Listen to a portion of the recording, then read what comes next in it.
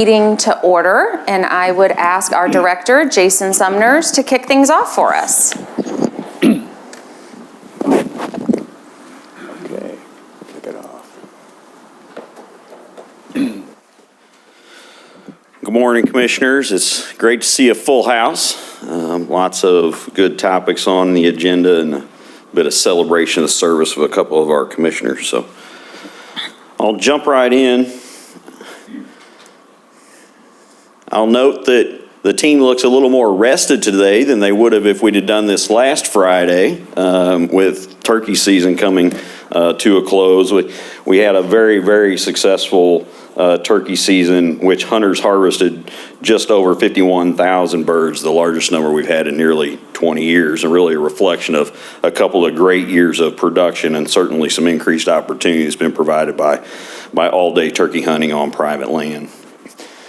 Also gave us the opportunity to celebrate our youth turkey hunters with the Governor's Youth Turkey Hunt. Huge thank you to First Lady Claudia Kehoe and Governor Mike Kehoe for hosting the Youth Governor's Hunt at the Governor's Mansion on the Friday prior to the youth weekend. 18 youth hunters participated, 18 successful hunts, 9 turkeys harvested. A box call made by Jim Clark was given to all participants as pictured alongside a federal third-degree shell. A portion of the third-degree sales go to the National Wild Turkey Federation. And so a huge thank you to our conservation partners at the Conservation Federation, National Wild Turkey Federation, Friends of the NRA, and certainly members of the legislature that also participated in this event. Agent training. Our agent trainees have wrapped up week 8 of the academy and started spending time on the range, becoming proficient with their issued handguns. They also participated in the first of 4 observational field assignments with veteran agents throughout the state. Pictured here are 3 youngsters caught being good by trainee Corbin Tucker and Corporal David Harms in Benton County. As a reward for enjoying time in nature with their father, they were issued a Sonic citation for a free dish of ice cream at their local Sonic drive-in. That's a very, very popular program. Our conservation agents around Truman Lake and Lake of the Ozarks and Table Rock have been busy monitoring illegal activities related to the take of paddlefish and their eggs. During the last 2 weeks of the paddlefish season, conservation agents contacted 3 separate groups of anglers illegally transporting large quantities of extracted paddlefish eggs taken from these reservoirs. One of these seizures alone included 123 pounds of processed caviar and unprocessed eggs. The retail value of the price of North American paddlefish caviar ranges between $340 and $680 a pound. So the value of this seizure is somewhere between $40,000 and $80,000. So continued great work by our team. On the private land side of things, 2 photos on the left are a March 1st landowner burn workshop held at Lost Valley Fish Hatchery. 11 landowners received classroom instruction and were able to participate in a demonstration burn. Overall comments from the participants were very positive, and several of them expressed that they learned a lot from the event. They were especially thankful for the opportunity to assist staff in a demo burn. Hopefully the training will result in safer prescribed fire and more habitat management being completed. I'd note that several regional resource management staff assisted in the effort and made it a success. Northeast region, the 2 photos on the right are Hannah Evert and Reese Worthington, who assisted during the first burn of the state line fin in Schuyler County. This burn occurred on a unique habitat in an attempt to reduce fuel loading in the adjoining woodland and reduce some vegetative matting that is occurring in the fin. The private landowner conducted the burn with the assistance of several regional resource management staff, and Reese continues to work to improve this rare site and is nominating it as a new Missouri Natural Area. Staff in Northwest region at the end of January conducted a prescribed fire on the Star School Nature Prairie area. This is the first burn that had been completed in almost 20 years. It's a especially unique area that had occurred during the winter. Due to its location on Highway 29, staff needed to contact Highway Patrol and have the perfect wind conditions to conduct this 28-acre burn. Muskie were sampled via fight nets at the Fellows Lake over a period of 4 days, in which they captured 137 fish from the lake, the largest being a female measuring 48 inches and nearly 34 pounds. The Upper Mississippi River Resource Long-Term Research Monitoring Project brings together state and federal agencies with the conservation and restoration interest in the Upper Mississippi River Basin to collaborate on science and monitoring and restoration efforts. In Missouri, we feel the effects of these changes from everywhere upstream in the basin. We have researchers and scientists in the field collecting various pieces of data to help guide policy decisions in this important river.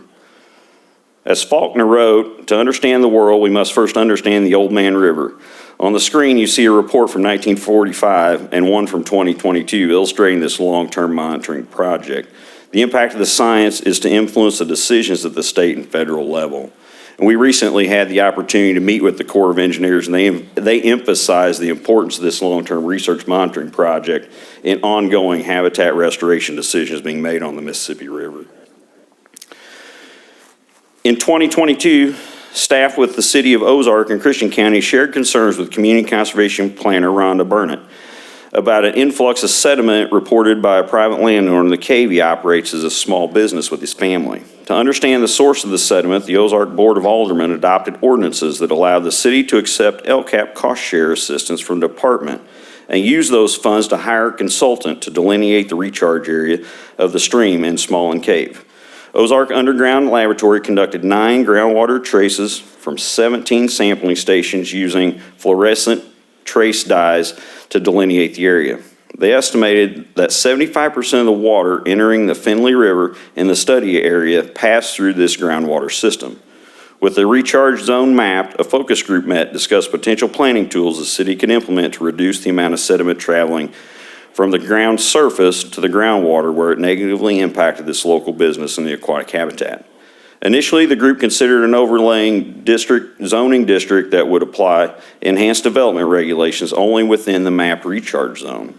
However, realizing that pollutants associated with the urban development present an increasing threat to water quality and wildlife habitat.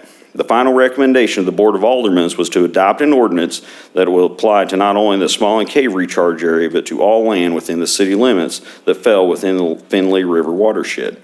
The board agreed with the recommendation, and now when a land disturbance permit is needed for a development project within the designated area. So these projects must now adhere to a higher environmental standard. So a great example of our team working with the community to meet their shared interest. The department is currently working with State Fair Community College, the University of Central Missouri, the Missouri Prairie Foundation, and the Missouri Conservation Heritage Foundation to develop a competitive internship program. We're hoping to bring 2 interns from State Fair and University of Central Missouri that would receive a $5,000 scholarship annually from the Missouri Conservation Heritage Foundation while they complete their wildlife or agricultural degrees. For the department and the Missouri Prairie Foundation, they will work for the department and the Missouri Prairie Foundation in the Lone Buffalo District in Johnson, Pettis, Henry, and Benton counties.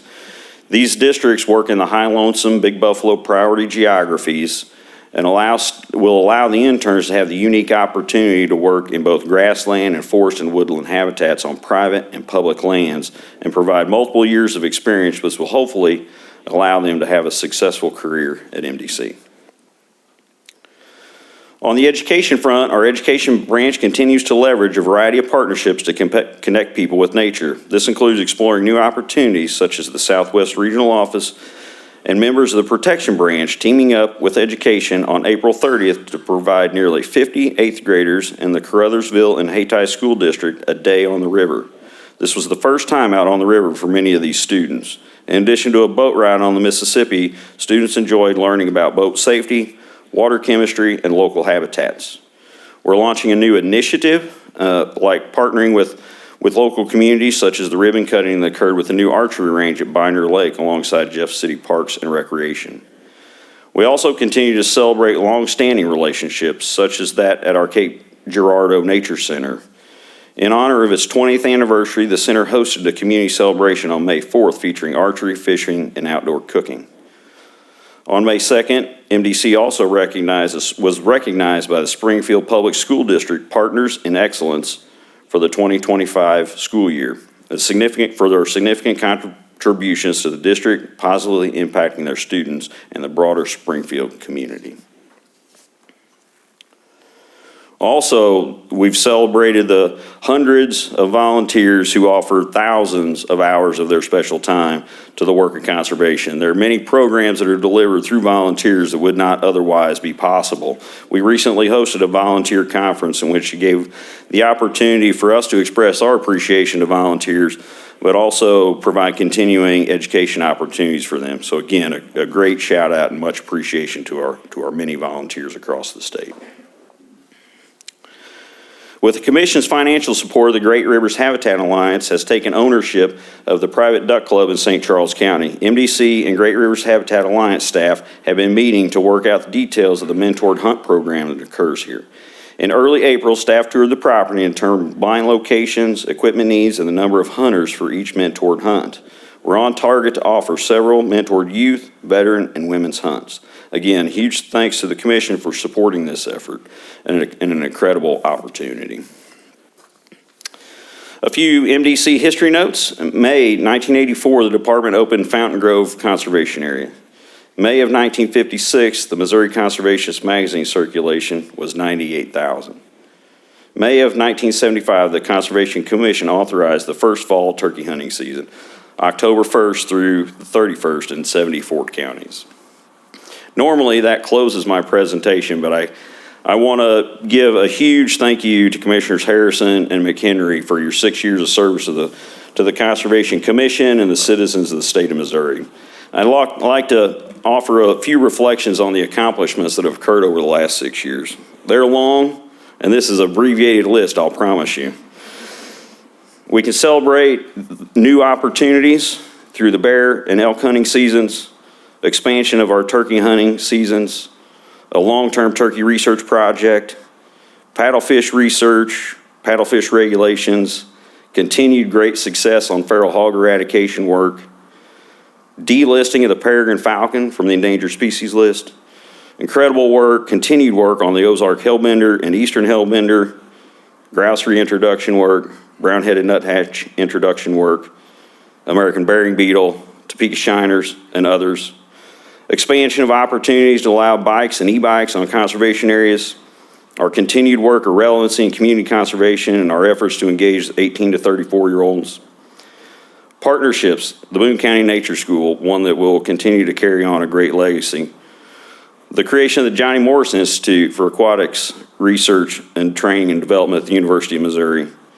And without question, significant infrastructure investments by the agency, whether that's the Shell Osage, wetland and lake renovation, or Bennett Spring hatchery renovation, the new Jerome Access, Fountain Grove Pump Station, and many other significant infrastructure projects. So just want to offer a huge thank you, debt of gratitude, and appreciation for your time on the commission. And Madam Chair, that concludes my report. Director Sumners, if I could also just take a brief time as we're reflecting on some history. I know Commissioner Wagner has some thoughts to share with the passing of Kit Bond. Thank you, Chairman Eckelkamp. Thank you, Director. Yeah, I've been a bit sad this week because of the passing of a personal friend and a friend to all of us. This week, across the state, the U.S. and Missouri flags are flying at half-staff. Christopher Kit Bond passed away earlier this week.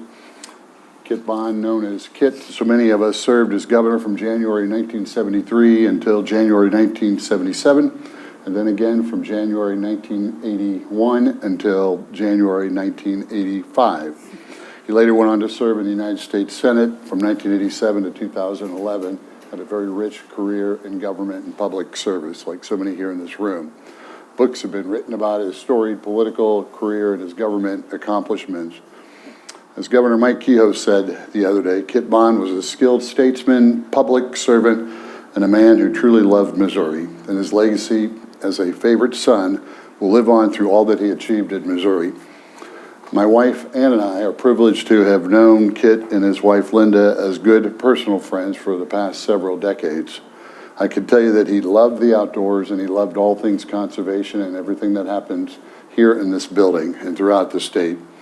He was proud of the work of this department. I will always remember that bright signature smile of Kit Bond when I told him that I had been appointed to be a member of the commission. I think I read in his mind, how did that happen? That he doesn't compare to the Andy Runges and folks that I appointed, but nevertheless, he was happy for me. The Department of Conservation has a storied history. Its funding source, its organization and governance structure are unique, and in many ways, this agency are the envy of the country. We here today stand on the shoulders of those giants who have come before us to make this agency what it is today. Kit was one of those such giants in the amazing, quiet, and sometimes not so quiet history of this organization. If you studied the treasured book, Conservation, the First 50 Years, you'll see it is replete with mention of Governor Kit Bond championing the cause of conservation. He presided over the tumultuous times in the early 70s during the formal overhaul and restructuring of the Missouri state government, which culminated in the Missouri Reorganization Act of 1974. Governor Bond was careful to protect the intent of the voters by keeping conservation and the four-person commission separate and independent. There were concerted efforts to entangle MDC with the different missions of DNR and other state agencies, for example. He was the governor during the development and passage of the highly coveted funding source that we all know about, the conservation sales tax in 1976. He was a champion of the Design for Conservation program that has led to so much of what we enjoy today. He enjoyed participating in the many public programs of MDC. For example, he opened the first urban forest in the Kansas City area. Mark, perhaps you were there at that ribbon cutting. He took a particular interest in the streams and other waterways of the states. He secured funding necessary to establish the Discovery Center in Kansas City because education was a priority to him. He took his appointment responsibilities very seriously for the Conservation Commission. He gave us legendary commissioners such as Andy Runge, Jeff Sharan, John McAfee, to name a few. As United States Senator, his commitment to conservation did not diminish, whether flood control on waterways, conservation-friendly environmental issues, agriculture, always championing the outdoor. In his personal time, he loved the outdoors. He was active in Ducks Unlimited. He canoed the streams of Missouri. He was an avid fisherman. And he was most proud of his chestnut orchard at his home in Mexico, Missouri, which I saw many times. He couldn't wait to get home to maintain the large chestnut orchard, the largest chestnut orchard in the state, I might add, and tend to his gardens. I hope that you'll join me in a moment of reflection of this amazing Missourian who will long be remembered for all that he did for conservation and so many other areas of the state. And on here, I won't play it now, but there's about a minute interview that I have that Linda sent to Anna me, where he called into a gardening show, a radio talk show, to talk about how to mulch a garden. He was tending to his chestnut trees, and he heard a commentator call, and he just couldn't resist calling in to explain it, and it's really quite humorous, and I'll share it with anybody who wants it. So thank you for that moment to remember Kit Bond, who did so much for all of us here. Okay. Yeah, Ray, thank you so much for sharing, Ray. Thank you. Next, I would direct the commission's attention to the consent calendar, and I will entertain a motion. So moved. Second. Any discussion? All in favor? Aye. Aye. Same sign, opposed? Motion passes. Next, we will move on to our Regulations Committee report, and Laura Conley, Deputy Director. Good morning, Madam Chair, Commissioners, Director Sumners. Recall that earlier this year, the Commission voted to approve recommendations for regulation changes which were identified by the Regulations Committee during its annual review of the Wildlife Code. Following the Commission's initial consideration in February, those proposed rulemakings were filed with the Secretary of State's office and published in the Missouri Register, which initiated a 30-day public comment period. 3 comments were received, a summary of which may be found on final orders of rulemaking included in the Commission's packet. This presentation of orders of rulemaking as formal Commission action items signifies the final step in the Department's regulations process. The Commission has the authority to adopt as originally written, amend, or withdraw the proposed regulations. If approved today, the changes will be effective on August 30th of this year. Madam Chair, unless the commission has any questions or concerns, I request approval of all final orders of rulemaking with no changes to the original recommendations. Do I have a motion to approve staff's recommendation? So moved. Do I have a second? Any discussion? All in favor say aye. Aye. Opposed, same sign. Motion carries. Thank you.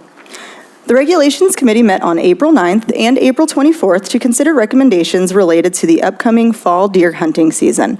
Recommendations for the 2026 to 2030 waterfowl season structure and zone boundaries, and proposed rulemakings related to permit fees. Members of the committee were also presented with sideboards from administration for proposed changes to expand the use of artificial light, thermal imagery, and night vision for hunting coyotes, modify the use of conibear traps, and allow snares in dryland nets.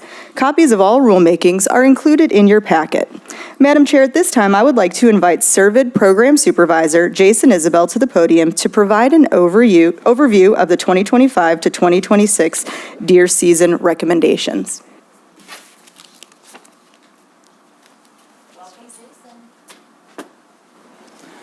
Thank you, Laura, and good morning, Commissioners. It's a pleasure to be here. I'm going to start out with some acknowledgements. This presentation is a culmination of a lot of work from a lot of individuals in the agency, and so I get to be the messenger, but there's many hands that were involved in developing these recommendations. So I certainly want to thank my staff, Erin Hildreth and Ashley McCullough. I want to thank Deb Hudman, who's our Wildlife Health Program Supervisor, and her staff, Kevin Wiskirkin, who helped with the Managed Hunt and Conservation Area Regs compilation, members of our White-tailed Deer Working Group, CWD Strategic Initiative Team, and the many other folks within the agency. So a brief summary of what I'm going to cover this morning. We'll start out with a summary, very short summary of last year's deer season before we transition into an update about chronic wasting disease. Then I'll present my recommendations, proposals for the 2025 deer season, and then end with a couple slides on our efforts to engage stakeholders, the public, and partners later this year in regard to deer management and CWD. All right, so starting out with a summary of last year's deer season. So last year's deer season was down from the record harvest of 2023 of over 326,000 deer. So we were down about 16%. It was about 8% below the 5-year average. Not entirely surprising. I certainly was expecting a decline in our harvest last year. The way the November portion worked and the way the calendar shifted last year, it went from the November portion occurring as early as it could have in 2023 to as late as it could have last year. And when that happens, it puts the start of the November portion about a week past the peak of the rut, so movement of bucks at that time, movement of deer in general, is not as high as it is a week earlier. And so whenever that happens, we tend to see a decline in firearms deer harvest. It does give archers an extra few days in the woods, but puts our firearms hunters in the woods about a week later than what would be ideal compared to the 2023 season when they were out there closer to November 10th. Brief summary, we'll go through the various portions here. So we were up quite a bit during the early youth portion last year, down during the November portion, which of course is our most popular portion of firearms deer season. Our early antlerless portion, recall, Commissioners, this was the second year of this new season portion. The first year we had it in 2023, we had probably maybe the best weather we're going to see for that portion. We had a cold front come in. It was perfect, and hunters shot over 16,000 deer. Last year it was in the 80s and even hit 90 degrees, and not surprisingly, hunters weren't as eager to hit the woods, and so we saw a pretty big drop in harvest. So I think that's going to be pretty typical of a reflection of what we're going to see during that portion, that time of year. Depending on the year, the last 2 years being good examples, it can be really ideal conditions, or it can be a little bit more challenging based on the weather. Our latter portions of firearms deer season were all down. Our CWD portion was just slightly down from where it was in 2023. Recall that was also a new portion a couple years ago that gave hunters in the CWD management zone an extra 5 days of firearms hunting right on the tail end of the November portion. Archery harvest was up slightly. Archers did get some extra days of hunting opportunity before the November portion, as I mentioned, with the calendar shift, and then we were just slightly down with managed hunts. A couple other factors that I think impacted our harvest last year was we had a really abundant acorn crop in a lot of places of the state, and whenever we see that, particularly down in the Ozarks, deer don't have to move as much to find food, simply bed down, get up, and they can feed. So they're not moving as much, they're not frequenting open areas as much, and so hunters tend to see fewer deer and have fewer harvest opportunities. It was also one of the warmest falls on record, so I think it was a little bit of a perfect storm of several factors that all were at play last year that resulted in the decline in harvest.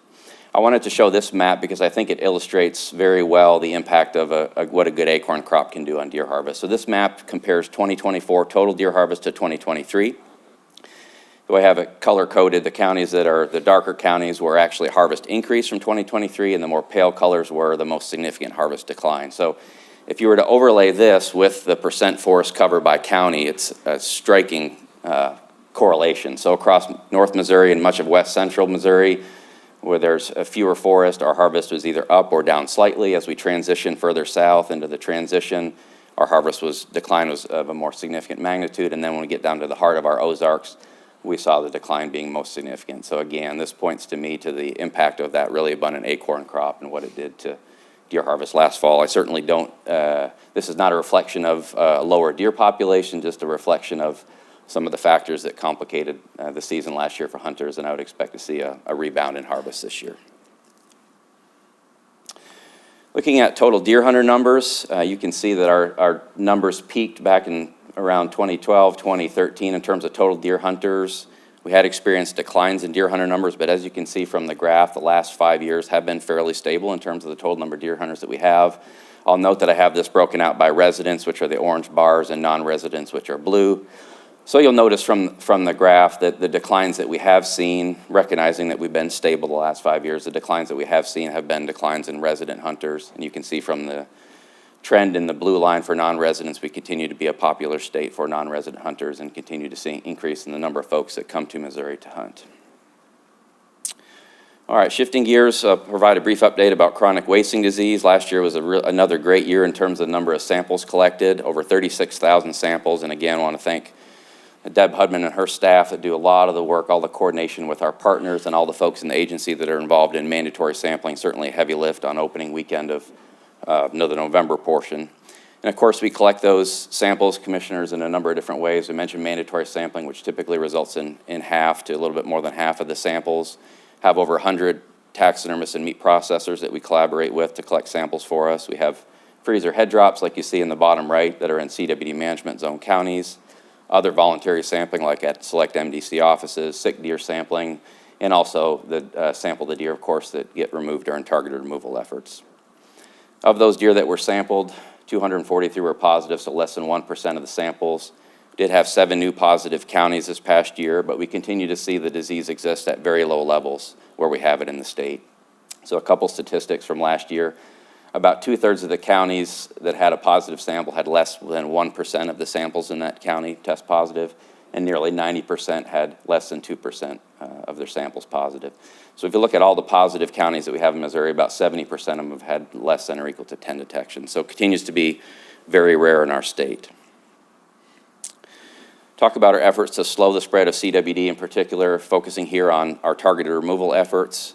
A huge effort that's larger than any such effort anywhere in the nation. And so certainly want to thank all of our staff that are involved in that 2-month effort. It's a heavy, heavy lift from planning to implementation. Certainly want to thank all of the landowners that cooperated with those efforts as well. This was the second year that we had removal goals for each one of the core areas that we worked in. We were able to meet those in 12 of the core areas. We were also within 75% of meeting the goal in 6 other areas. And overall, if we look at all the samples that were collected during that effort, about 1.5% of them were positive. So if we look at some other states that have CWD, sometimes we see prevalence rates at the county level of over 1/3. So to have prevalence rates be about 1.5% within about 2 miles of where we've detected CWD, again, is a testament to, I think, certainly our management efforts that have slowed the spread of chronic wasting disease, certainly our robust surveillance efforts that allowed us to find the disease early. So we are still certainly in a position where we can significantly affect the trajectory of the disease if we continue to maintain the aggressive approach that we've taken over the years. Also wanted to just talk really briefly about targeted removal in general. Certainly, CWD management tool that's supported by the scientific literature. There's a number of peer-reviewed publications that attest to the efficacy of targeted removal. Certainly the success that we've seen in Missouri attests to that. I also wanted to draw attention to the fact that it occurs at a very localized level. So it's really only occurring within about 2 miles of where we've detected CWD. And so if you look at targeted removal in relation to hunter harvest, far fewer deer are removed during targeted removal than hunter harvest at a large spatial scale, but even within our CWD core areas, if we look at the average number of deer that are removed per square mile during the 4-month hunting season, it's much greater, more than 2 times the number of deer that get removed on average in those areas during the targeted removal period. As an example, if we look at Franklin County, which typically leads the state in harvest, in the last 3 years, it's averaged about 6,700 deer that hunters have removed during the deer season. Our targeted removal efforts in that county have averaged about 360 deer over the last 3 years. So a very big difference between the impact of targeted removal and hunter harvest. So if we look at targeted removal, it's helped us to keep our prevalence rates low, all while removing less deer than what hunters are removing during the deer season. So still providing quality deer hunting opportunities for hunters, but helping to slow the spread of the disease to protect the deer population. So I've got a table here and a graph. Commissioners, Director Sumners had provided this graph on a previous presentation earlier this year. So I'll cover the table first and then shift down to the graph. So starting to get some really great information coming out from some research projects that have been conducted in different places of the country. These results were from some preliminary data released earlier this year by the Wisconsin Department of Natural Resources. They had a huge study where they radio collared over 1,000 deer. They radio collared the deer, they took a sample, they determined if the deer was positive or not detected for CWD, and then they monitored the survival of those deer. And so you see in the table, these are some of their preliminary results. So of all the females that were radio collared that did not have CWD, their survival rates on an annual basis was 83%. For the females that had CWD, it was less than half of that. So very significant differences in the survival rate of females, and even more different for males. So of all the males that they radio collared that did not have CWD, about 70% of them survived to the next year. Less than 1 in 5 CWD positive radio collared males survived to the next year. So certainly some significant impacts on those populations in terms of chronic wasting disease in those areas where they're working. This was in southwest Wisconsin, in their endemic area where CWD prevalence rates are very high. And so they took their preliminary results of the project, they did some modeling and created this graph that you're looking at on the bottom. And what this graph is showing, based on their models, once you have about 29% of your adult females in a population that have CWD, anything 29% or greater, we would expect to see a population decline. So anything to the left of that blue arrow, we would have a harvestable surplus of deer. But anytime that prevalence rate is 29% or higher, the disease is causing that population decline, and you do not have a harvestable surplus any longer. So some pretty staggering results coming from that research project, and certainly some helps to drive home the importance of aggressive CWD management action to prevent CWD prevalence rates from increasing to really high levels like unfortunately they're seeing in Wisconsin. This was a graph from a presentation that I saw earlier this year. This was at the Southeast Deer Study Group meeting in Maryland. So this project was conducted in Northwest Arkansas. Fairly similar in their methods were to capture and radio collar deer and monitor the survival of deer that had CWD and deer that CWD was not detected. And you can see from the bars, so in the blue bars we have CWD not detected yearlings, CWD not detected adults. The red would be positive yearlings and positive adults. So survival rates that are less than half of what they would be in the presence of CWD. So generally speaking, if we look at these two studies, both are showing dramatically different survival rates from CWD positive deer compared to deer that don't have the disease. This is another graph from that same Arkansas study on their 3 different study sites, and the trajectory of those is the trend in population on their study sites. So the deer that were involved in this study, about half of them had CWD, so really high CWD prevalence rates. And across their 3 study areas, their population was declining at about 14% a year. So high prevalence rates, declining populations in Northwest Arkansas, and so certainly some very concerning results coming out of these studies. And very useful information, I think, as we communicate with our stakeholders and hunters here in Missouri. This was a graph that was adapted from a publication that came out a couple years ago in the Wildlife Society Bulletin that was looking at different states and province, in the case of Alberta, in terms of trajectory of chronic wasting disease prevalence rates in relation to management strategy. And so we simply added some Missouri data to this graph. But walking through it, so it compares prevalence rate that's at the time that the disease was initially detected all the way through, and I've got a dashed line 13 years after initial detection and then onward past there. So if we look at Wisconsin, started out with a very aggressive management approach, when CWD was first detected. I've got a circle there for the first year that Wisconsin did not conduct their aggressive CWD management approach. We're forced to stop that approach. You can see the low prevalence rates at that point in time, and then by year 13, prevalence rates had exceeded 10%. You fast forward another 10 years, and they're nearly 25% of the deer are testing positive. If we look at Alberta, started out again with a very aggressive CWD management approach. I have a diamond there designating the first year that they stopped their aggressive management. We see the trajectory of the prevalence rates in Alberta, and by year 13, 7% of the deer were testing positive. Illinois has been a national model for localized CWD management, has sustained aggressive targeted removal throughout the duration of this time series. Prevalence rate was 3% at year 13. And then what we did is took the CW prevalence rate in Macon and Linn County, where we've conducted targeted removal, the longest area of our first detection in the state. Started out at low prevalence, and by year 13, where we are now, 1.5% prevalence. So you can see the dramatically different prevalence rates across these states in the case of Alberta province, which to me shows some very strong evidence that localized management, intensive localized management is really critical to keeping those CWD prevalence rates low and protecting deer populations.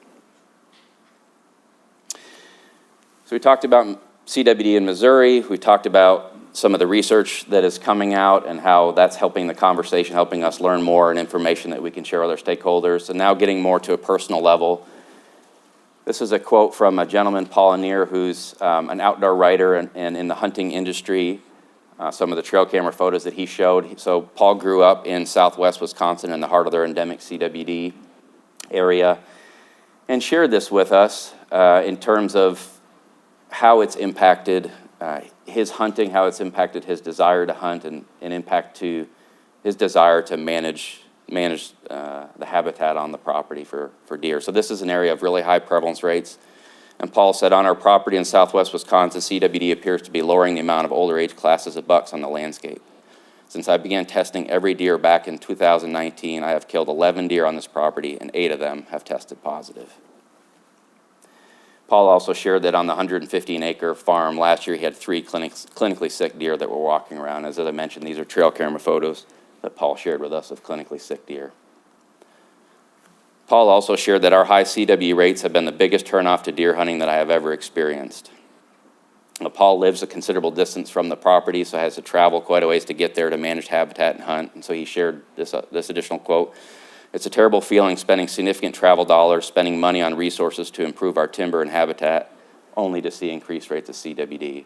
So I think at a personal level, I think this helps to imagine what it would be like, and certainly with low prevalence rates here in Missouri, our hunters don't have that experience in Missouri, but to see the effects and what it does to somebody's motivation to deer hunt, to manage habitat, and just to think about the venison, about consuming venison and having the majority of the deer that you harvest on a property that can't even be consumed. And so really powerful quotes, I think, and certainly very impactful at a personal level.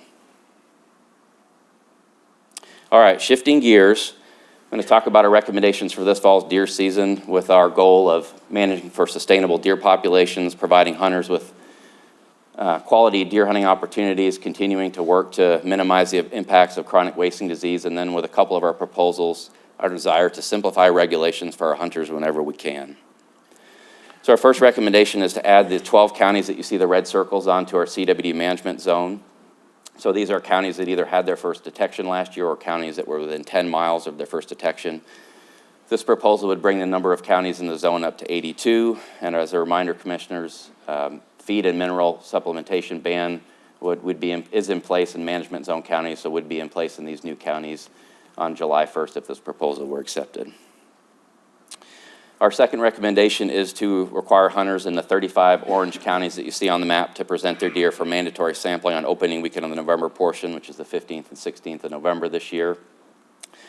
So from the previous slide, we have 82 counties in the zone. Our recommendation is 35. We simply don't have the resources to conduct mandatory sampling in all the management zone counties, and so we have to select the counties that we feel would be most beneficial from a disease management standpoint. So the reason we conduct surveillance is to identify areas of disease so that we can put management on the ground as quickly as we possibly can to slow the spread of CWD. And so we've shifted focus a little bit this year in that this recommendation focuses on counties that are relatively new to the zone in the last couple years, where we don't have the extensive surveillance history, and where it would be really beneficial to have those additional samples to identify any additional areas of the disease should it exist, so that we can implement management. So it involves us shifting away from some perennial counties like Macon and Lynn, like Franklin, and like St. Genevieve. And so certainly aware of this proposal in terms of its impacts to hunters, and making them aware of the changes, why they occurred, and so making sure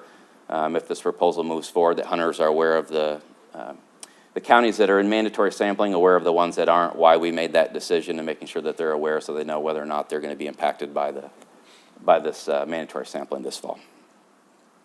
Third recommendation is to add the 12 counties that you see circled in red, which were the same ones that we recommend be added to the management zone to be open during the CWD portion of firearms deer season.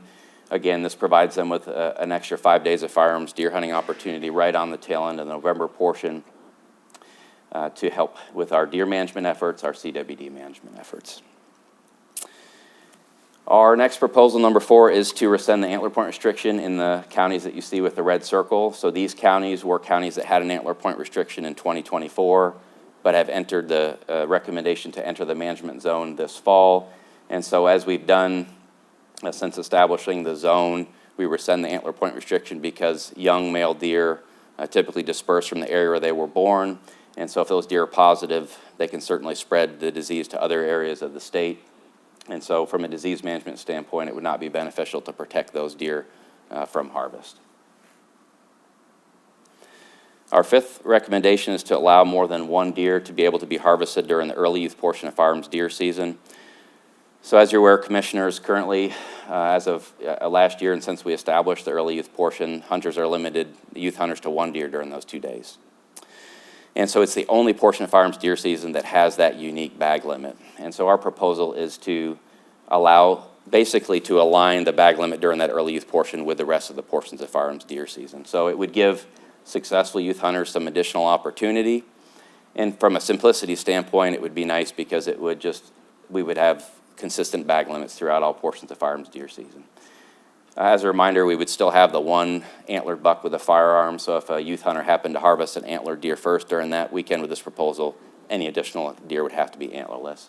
Would not expect a very big increase in harvest, maybe a 1% increase, but more opportunity for the young hunters and certainly some regulatory simplicity, which I think would be a good thing. Our 6th recommendation is to increase firearms antlerless permits from 2 to 4 in the 6 counties that you see with the red circles. A couple years ago, we made a pretty big shift in that the majority of the state went from 2 firearms antlerless permits to 4. Doesn't result in a large increase in harvest, but it does give landowners that have large acreages or high deer densities the ability to harvest a couple additional antlerless deer, and folks hunting on their property to do that as well. So certainly don't expect a big increase in harvest at the county level, but deer populations are increasing in all 6 of these counties, and so it would be good to provide those hunters that want to use the additional permits an opportunity to do so. Our 7th proposal is to increase the number of resident landowner firearms antlerless permits from 1 to 2 in the counties that you see that are in brown with the red circles. And so most of the counties in the state, all the ones in blue, if you're a landowner with 75 acres or more in a contiguous tract, and anybody that lives in your residence can get 2 resident landowner firearms antlerless permits. And then in the 14 counties that you see in brown, it's 1. And so this, from my experience of visiting with hunters, is probably one of the more confusing things for landowners, is to make the differentiation between landowner firearms antlerless permits versus the over-the-counter permits. And so we look at the harvest data from that second deer in terms of total harvest, the impact of that second landowner firearms antlerless permit, it's really negligible. It's only about 1 or 2% of the total antlerless harvest. So with this proposal, we could just standardize it across the state and say if you're a landowner that meets this requirement, you can get 2 no matter where you are. It eliminates this map from the fall deer and turkey booklet and the associated text, gives them some additional opportunity, simplifies things. And so I think for both of those reasons, it would be a good thing. Our 8th recommendation is approval of amendments to conservation area deer and turkey regulations for this year's deer season. As you know, commissioners, from looking at your packet, there was a number of other changes associated with conservation area regs. So I wanted to highlight just a few of those rather than going through all of them. So these are the more significant ones. These would be 4 areas that we would add to the fall deer and turkey hunting booklet. 2 of them, the first bullet there, 3 creeks, and then the third, Coldwater, to have managed hunts on those particular areas. Our 9th proposal is approval of managed deer hunts for this year's deer season. Like conservation area regulations, there were a number of changes to managed hunts, but I'm highlighting some of the more significant ones. I titled these new managed deer hunts, but they're not necessarily new. These are state park managed deer hunts, and so the Department of Natural Resources does surveys on their state parks to determine deer population density. They have a threshold, and so if the deer population is above their goal, they will have a managed hunt. If it's below the goal, they will not. So we often see hunts kind of come and go through time. So these aren't necessarily new, but we're not available to hunters in 2024. On a similar note, these are what I've titled here discontinued managed hunts. So these were hunts that we had in 2024 that we're proposing not to have in 2025. They're all, again, state park hunts. And so surveys on these areas conducted by the Department of Natural Resources indicated that managed hunts, although they were necessary last year, are not based on the deer density on those properties. And then lastly, discontinuing 4 managed hunts on MDC properties, either due to relatively low interest from hunters in participating, deer surveys showing deer numbers being at desirable levels and not needing to have managed hunts, or some staffing changes that resulted in us not being able to administer the hunts. All right, shifting gears for our last time, we'll talk about our efforts to engage stakeholders on deer management and chronic wasting disease later this year. But before I do that, I wanted to step back a little bit and just talk about deer management challenges, how we manage deer populations at a really high level, and some of the challenges that are fairly unique during this period of time. So we think about deer management, it really is a balancing act. We have biological considerations, we have social considerations, and we have different groups of stakeholders that view deer abundance in different ways in terms of what their preferences are. So if you think about whitetails in general, they're certainly a keystone species. When they are overabundant, they can have impacts on other species. They can certainly impact forest regeneration, impact the quality and availability of habitat for other species. So we certainly want to manage for deer populations below biological carrying capacity for those reasons, in addition to the fact that it leads to a healthier deer population. In terms of social considerations, we have what we consider social carrying capacity, or what is the level of the maximum level of deer that stakeholders will tolerate, recognizing that depending on who you talk to, they're going to have different opinions. And so if we think about our deer hunters, of course, they want to go out and have quality deer hunting experiences and see deer, but we know when deer get overabundant, they can cause damage to agricultural crops, deer vehicle collision, damages to personal property, landscaping. And so trying to find that balance where we have enough deer out there to provide quality viewing and hunting opportunities, but not so many that they're causing a lot of issues. And we have some significant challenges. So we have fewer hunters than we did a decade ago. So from our peak year, we're down about 40,000 deer hunters. So that certainly presents a challenge when we know we need to harvest enough antlerless deer to keep the population where we need to be below social carrying capacity. And we're not alone in that one or the second one, changing hunter preferences. So through time, the popularity of quality deer management has increased. And from a quality deer management standpoint, one of the tenets of QDM is increasing age structure of the buck segment. For a lot of other hunters, another tenet is harvesting enough antlerless deer to keep the population at healthy levels, but that often, for a lot of hunters, doesn't get as much focus as the first. And so what we have tended to see over time is more and more of an interest in harvesting mature bucks and less interest in harvesting antlerless deer, which from a deer management standpoint is certainly problematic. We also, as we've spent some time today talking about the effects of CWD, if CWD continues to spread and prevalence rates increase, the impacts to our deer population that could happen, deer impacts to our hunting culture, so certainly a very significant challenge that we face. And then, unfortunately, the proliferation of a lot of misinformation about CWD, particularly on social media. And so our hunters are getting exposed to a lot of misinformation, and so that's certainly a challenge for our agency to continue to communicate effectively so that they understand what CWD is, what the threat is in terms of what it poses to our deer population and hunting culture, and what they can do to help in the battle against CWD. So our goal is to manage for a balanced deer population in the face of all of the challenges, and it's a very difficult challenge, and we know that hunters and landowners or partners are key in our efforts to manage deer populations. They have been and certainly will continue to be into the future. So if you look at the last couple years, we've certainly seen CWD continue to spread geographically in the state. We've also, the last couple of years, started to see an increasing frequency of detecting CWD outside of the management zone counties. And so what that's done, and I've included these maps just to highlight the point of regulatory complexity. So we see the proposal for the management zone this year on the left and the antler point restriction on the right. And so with the size of the zone, it's created some islands where there's some counties that are surrounded by zone counties that are not in the zone. And certainly so from not only a disease management standpoint, is that something that we should consider, but also just from a regulatory complexity standpoint as hunters review the regulations and do their best to abide by them. And so as we see the expanse of CWD, it certainly results in a situation where, as these maps show, could lead to more complexity and potential confusion from hunters.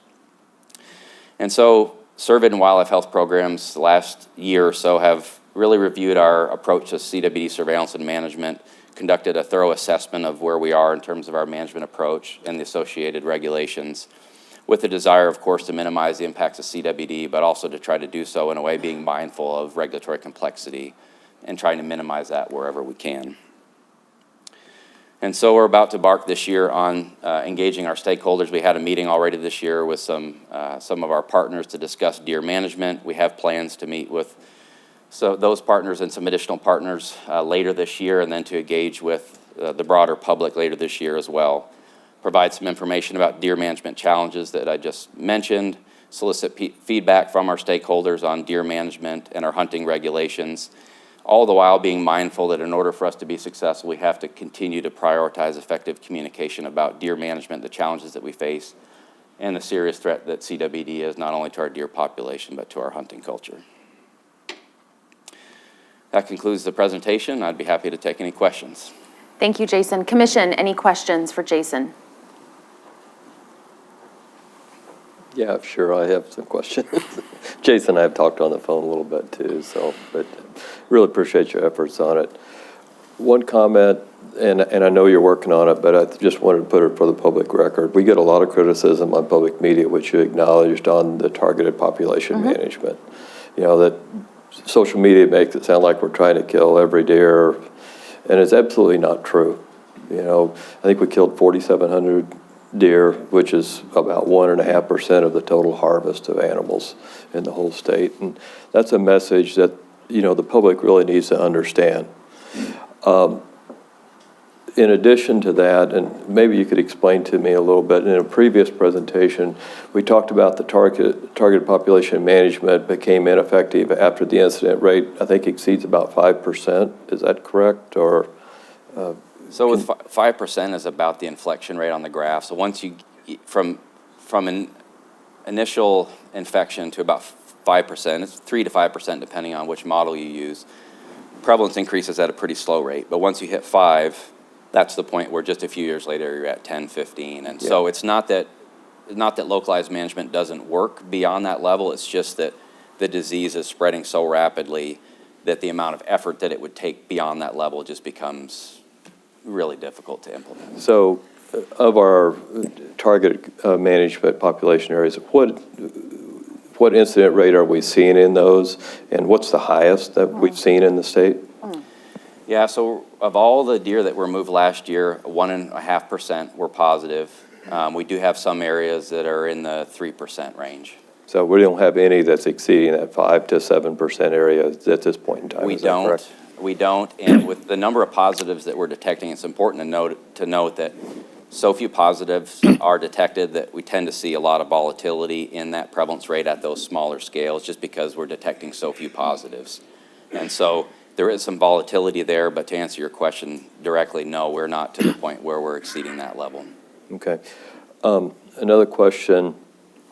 I know there's a lot of demands on staff on the targeted population management, which, you know, I know you're trying to pick spots and move around the state, but you also alluded in one of your slides that what we were taking in those targeted ones compared to what the public is actually harvesting, it's minuscule almost. I mean, have we looked at maybe taking another approach where we have the public get more actively involved in that so we don't have such a burden on our staff?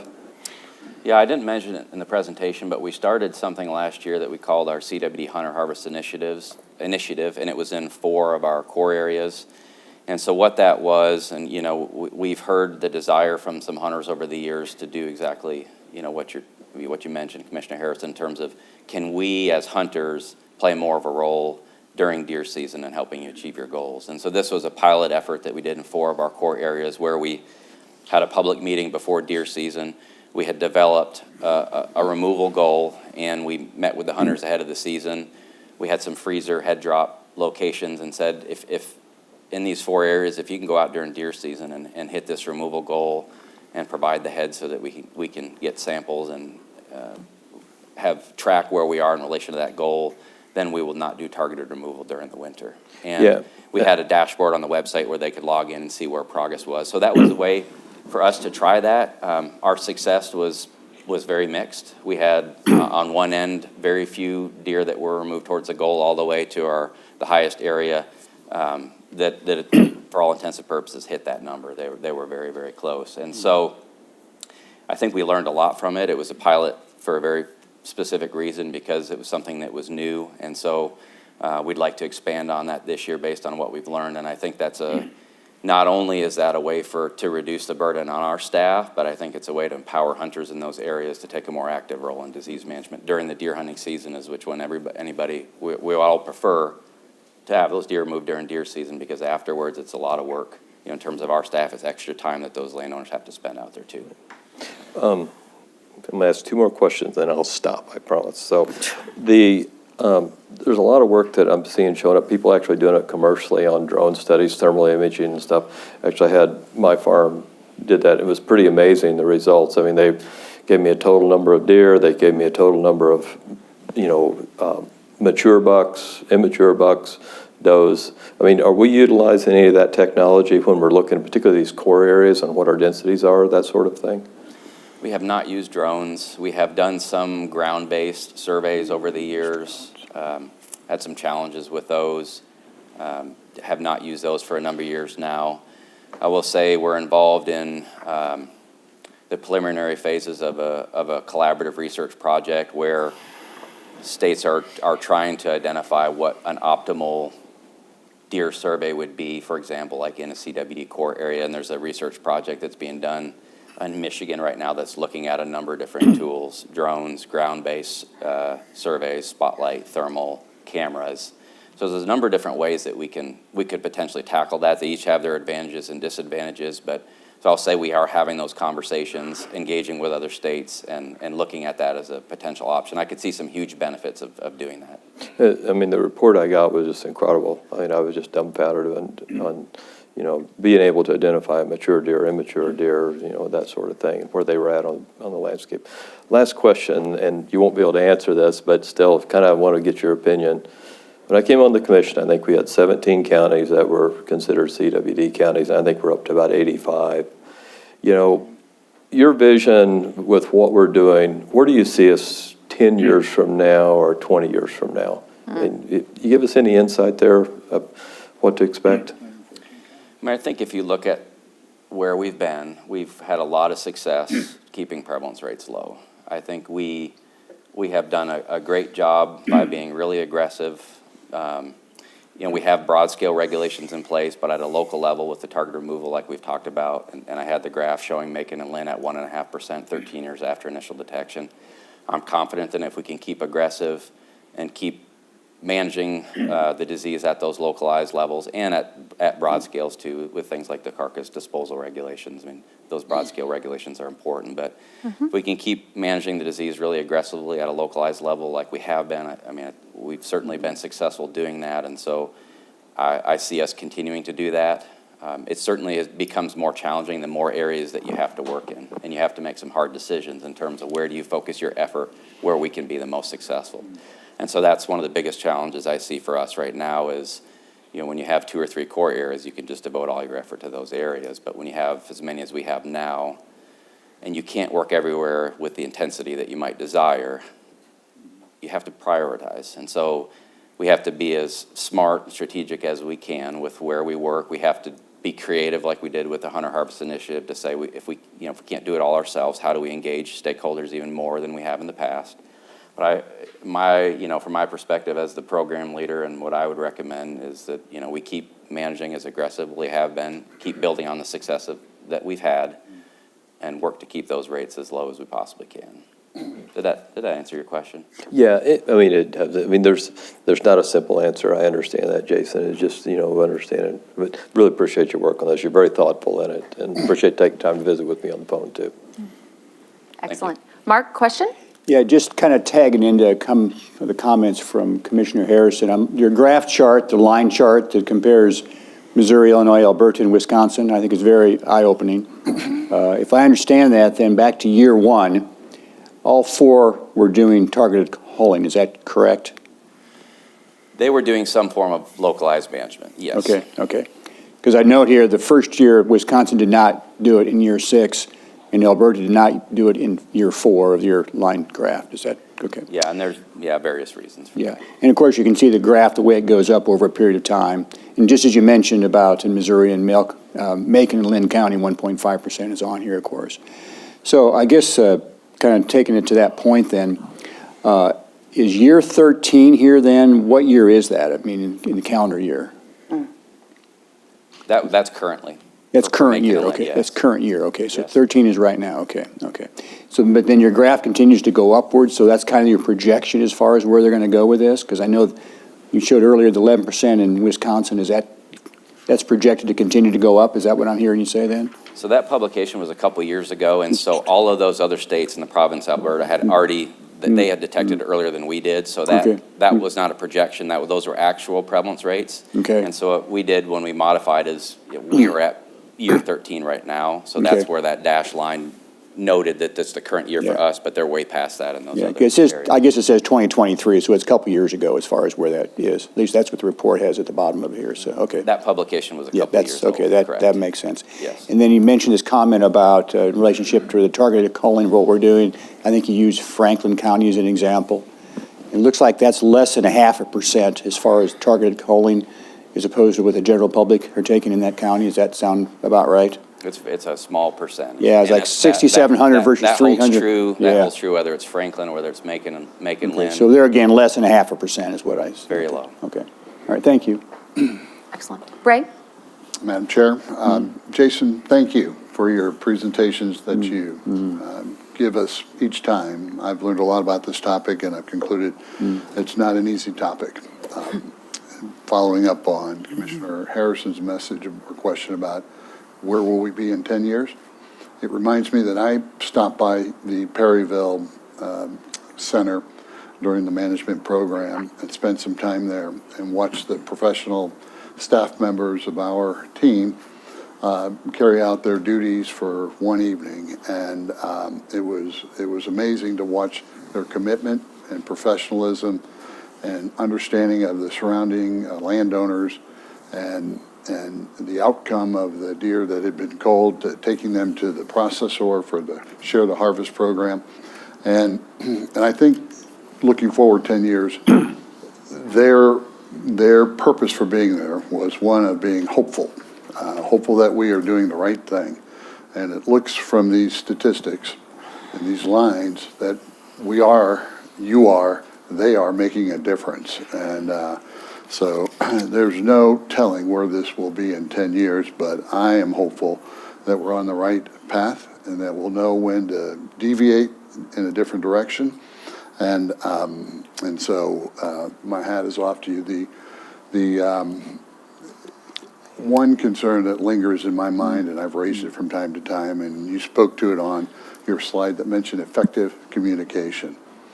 The folks who misunderstand or who are critical, who are hostile, mostly on social media, they, in my mind, in my opinion, do not understand what the objective here is and the success of the program and the options we have. And so I would just encourage the team in the category of effective communication to address internally how that can be addressed and met with truth in a way that gets the proper word out there so there's not too much misinformation flowing on the social media channels. So Anyhow, thank you. Thank you. So, Jason, if I could ask a question around, we've been doing increased surveillance, investing a lot in that surveillance, simultaneously pulling different levers for the mitigation efforts, and finding that rub where some of those levers are not congruent with quality deer management. But I kind of want to build off some questions that the other commissioners have asked, but ask it in a different way. We found success with this localized management and focus there. If, kind of like Steve's question, in 10 years from now, where are we going to be? If we don't do the localized management, what does that mean? I think if we don't do localized management, we'd see the disease spread very rapidly, and I think we would, I think we would see the trajectories from what we've seen in other areas where it has not been continued through time. I would expect no different result here. Okay. Excellent. Okay. Commissioners, any last questions? No, just thank you, Jason. Thank you, Aaron, and Ashley, and Deb. I know part of your team. Sure. That made all this happen, and very professional presentation. Thank you. Great information. Thank you, Thanks, Jason. Jason.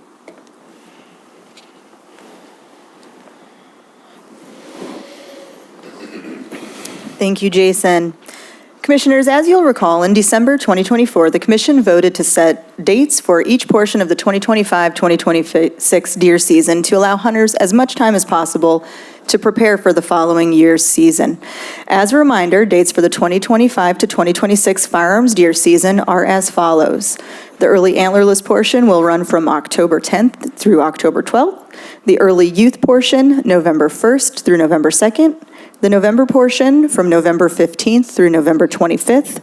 The CWD portion, November 26th to November 30th. The late youth portion, November 28th to November 30th. The late antlerless portion, December 6th to 14th. And the alternative methods portion from December 27th to January 6th of 2026. Included in your packet are 4 orders of rulemaking for the 2025 to 26 fall deer season. If approved, these changes will be effective July 1st, 2025. Madam Chair, I request Commission approval for these 4 orders of rulemaking as described in Jason's presentation and detailed in your packet. Excellent. Commission, do I have a motion to approve staff's recommendation? Have a motion. Do I have a second? Second, Any discussion?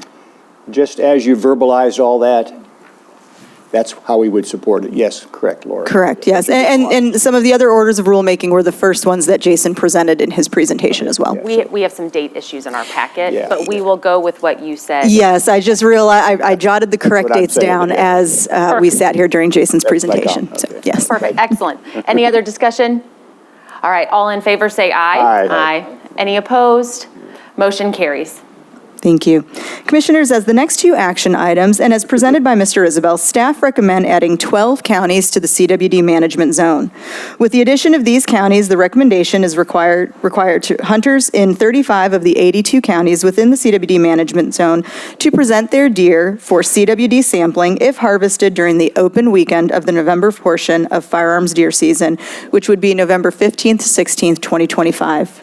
Madam Chair, I request Commission approval of these 2 recommendations as described.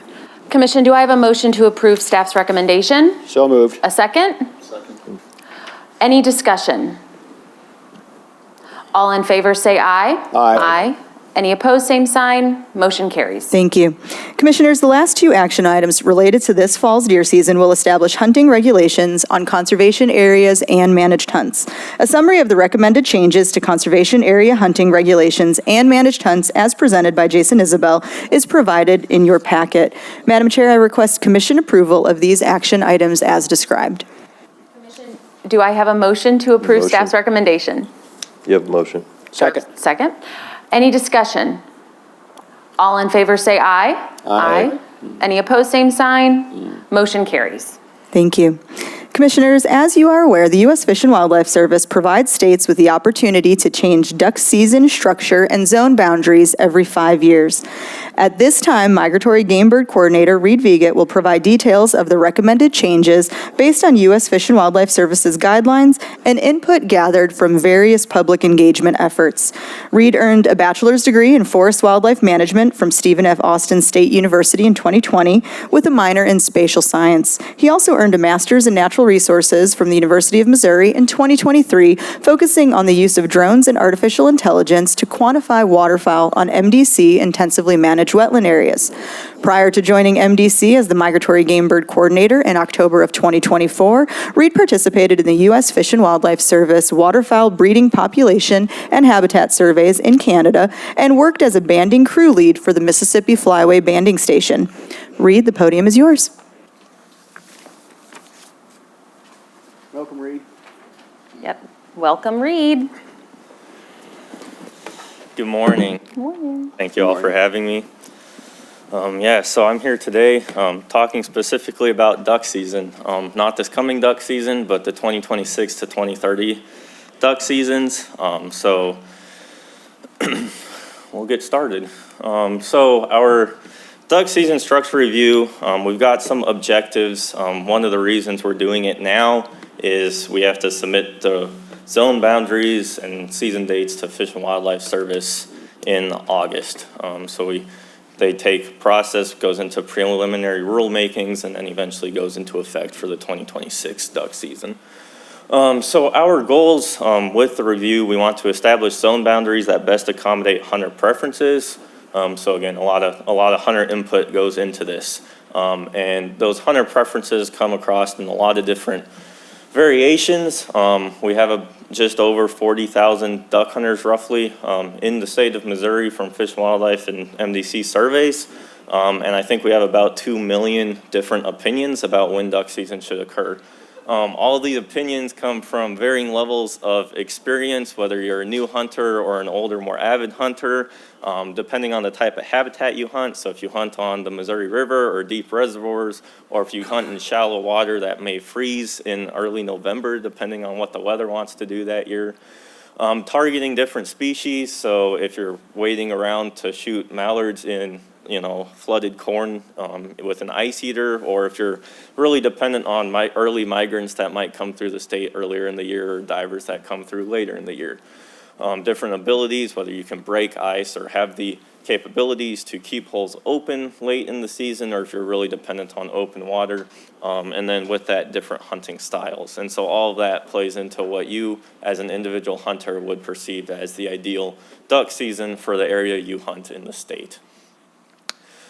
And so we're trying to get the zone boundaries, but then also the season date formulas to hold over for the 2026 to 2030 duck seasons. And so part of the reason the zone boundaries and then the season dates get set on these 5-year cycles is so that at the end of those 5 years, we can go through a really deep, in-depth process to kind of evaluate what the changes last we made were, how hunters appreciated or didn't appreciate some of those changes, and kind of make changes into the future. And so with migratory birds, everything can change year to year depending on weather, depending on habitat. And so kind of that 5-year period, we have a lot more data to kind of wash out what might be an anomaly one year. And so we're not chasing kind of what happened the previous year. And so with ducks, they're managed by Fish and Wildlife Service and the Migratory Bird Treaty Act. And so Fish and Wildlife Service gives us some frameworks as for what options we have for zones and season dates in the state.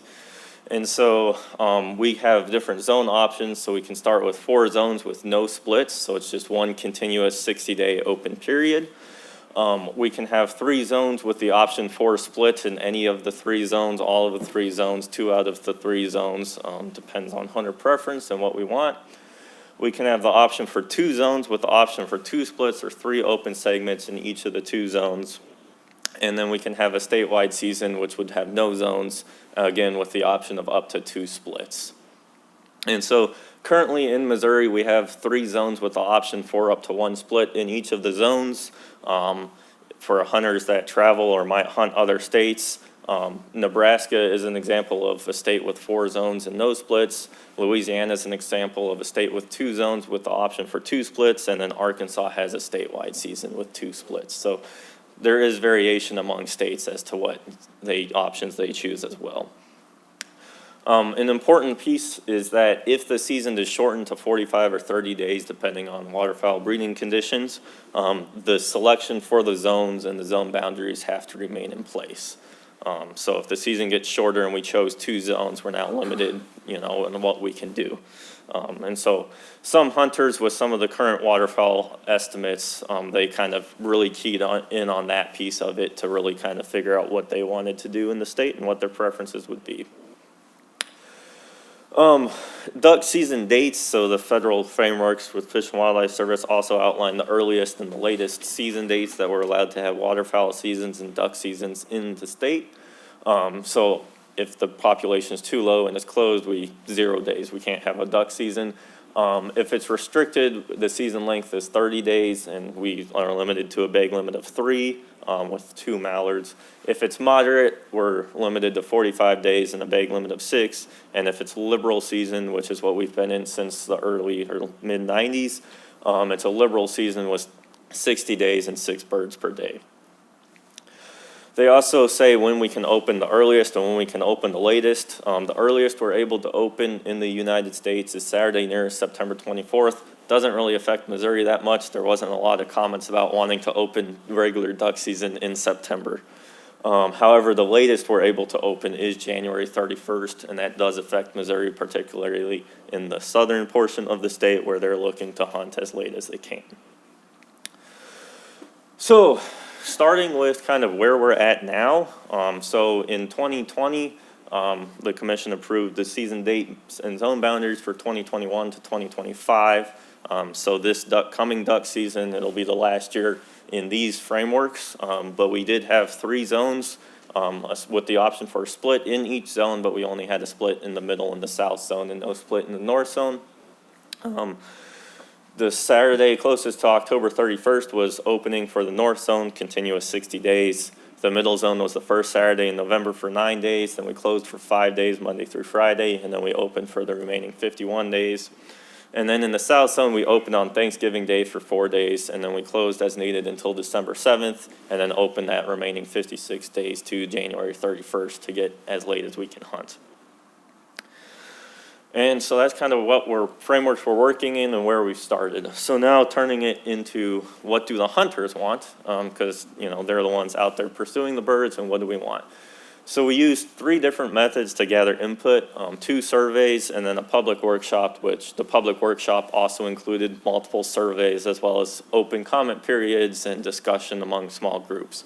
But our online survey via email was sent out to a random sample of permit holders, migratory bird permit holders, and we got just over 6,000 responses, a response rate of 8%. We also sent out a mail survey. We got just over 2,000 responses to that survey, and that was a response rate of about 14%. And then we held 13 public workshops in which we had 394 participants, members of the public, and I don't have the number of staff that participated and helped out with those, but that was also a lot of staff time and effort that went into those. So we had 13 of them around the state. We covered some areas that have flip-flopped back and forth between zones and season date preferences in the past in northeast Missouri and near Ellsbury and St. Charles, as well as kind of north central Missouri, some of the heavier duck hunting areas in the state, but then we also wanted to spread it around, make sure we captured Jopson, Springfield, Kirksville, the areas, in the middle of the zone to try and encompass everybody's preferences across the zone. So the distribution of responses, it wasn't too surprising. The areas that we have more wetlands and waterfowl in the state, we got more responses from the hunters in. So you can see we had, northwest Missouri, north central Missouri, St. Charles, Ellsbury, Pike County areas, west central Missouri, and then southeast Missouri. Same areas.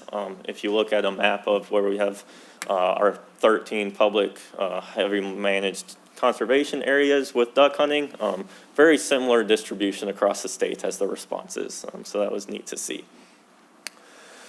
So I'm not going to be able to go through all of the responses, all of the opinions we heard. I tried to do a really good job in the report of making sure even the small comments that might have came in from one or two people were at least mentioned, that we did hear them and how we considered them in the report and in our decisions. But for the purposes of the presentation, I'll focus on kind of some key questions we asked. So one of them was the week most preferred to hunt. And so the zone lines on this map are the current zone boundaries. So the color code, if it's kind of the purple color, that was early October or October and November timeframe. The orange we get into December timeframes as the preferred times to hunt. And then the yellow's the preferred time in January was the most preferred to hunt for the responses from those counties. As you can see, kind of not too surprisingly, you notice a shift in timing preferences as we move south in the state. Migratory birds move south over time and in the fall when hunting season's open, so that's kind of where that's coming from. You can also see kind of how we came to some conclusions about the previous zone boundaries kind of based on this information as well. And so it's not too surprising. I would like to point out that kind of this area in south central eastern Missouri, kind of around Lake Wapapello and some of those counties down there, they have a strong preference for early seasons compared to kind of the rest of mid-Missouri and even southern Missouri. So that's kind of an important note to make. And then you'll see just north of kind of the current north middle zone boundary, there's some counties that have some later season date preferences as well. And so, moving on, some questions we asked from respondents at the workshops. This wasn't necessarily a direct question in the online survey as to, these are options, choose which ones you like. However, from telling us which county they're currently in, which zone they currently hunt, and what their preferred zone would be, we're able to get to a lot of very similar information. It just looks a little bit messier, so this is a little nicer to be able to present on. So starting with the northern Lincoln County and southern Pike County area is kind of this Ellsbury area. We heard a lot of comments about either from river hunters asking for a more northern shift in the zone boundaries to encompass more of the Mississippi River in a little bit later season dates, as well as, depending on capabilities for open water and bird species preference, maybe some later dates, earlier dates. Ultimately, when it came down to selecting preferred zone boundary dates, if they hunted kind of north of this Highway 47, which is that southern purple option, on the map, they still kind of preferred staying in that north zone. About a quarter of them preferred moving that area into the middle zone, but the majority of them preferred sticking into that north zone time period.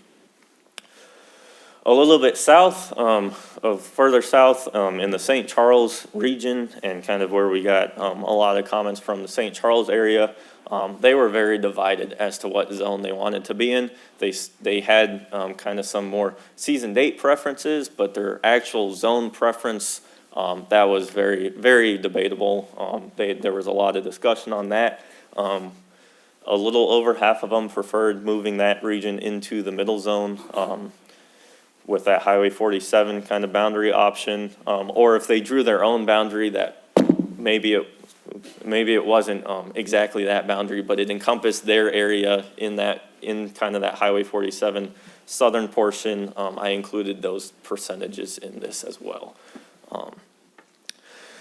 So overall, maybe a slight shift north is preferred, but it's very, very divided in that area.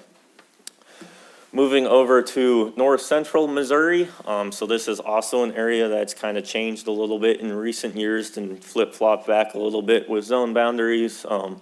Eastern Saline County, Howard County, along the Missouri River kind of section there, Dalton Cutoff Bottoms. Again, so at this workshop, even some of the people at the Carrollton workshop where we heard a lot of input for this region, some of them mentioned that they acknowledged why it went back into the north zone from a group of hunters that had a strong preference and came to those workshops. They said a lot of those hunters may not be hunting actively anymore. They were a much older group of hunters. don't know if that's true or not. They might have just not have came to the workshop because they got what they wanted last time. But anyways, out of everybody that submitted the surveys, this was pretty strong. 86% of the respondents preferred that the zone boundary moved back east to Highway 63 and encompass that into the middle zone. Moving down to southeast Missouri, I think every workshop except those in southeast Missouri said we need to do something to fix this zone boundary line. I heard that a lot, even from people that said they never hunted down there. They just said it makes no sense, it's weird, it looks funny. Then I went down to southeast Missouri and had those workshops, and as you'll see from the results, there's a little bit of division, but overall they were kind of like, we like the zone boundary, it makes sense for us down here. That's not to say everybody said that, just to make that clear. We had people that wanted it changed, but starting with, do you prefer, a significantly further north zone boundary? So I think that, I forgot what highway we used for that example, but do you prefer very significant change? Most of them did not. Again, a lot of Lake Wapapello hunters, areas around there that they might not have late season opportunity just because of water management on the lake. They also say that they get a lot of early migrant flights in November and October that come use the lake.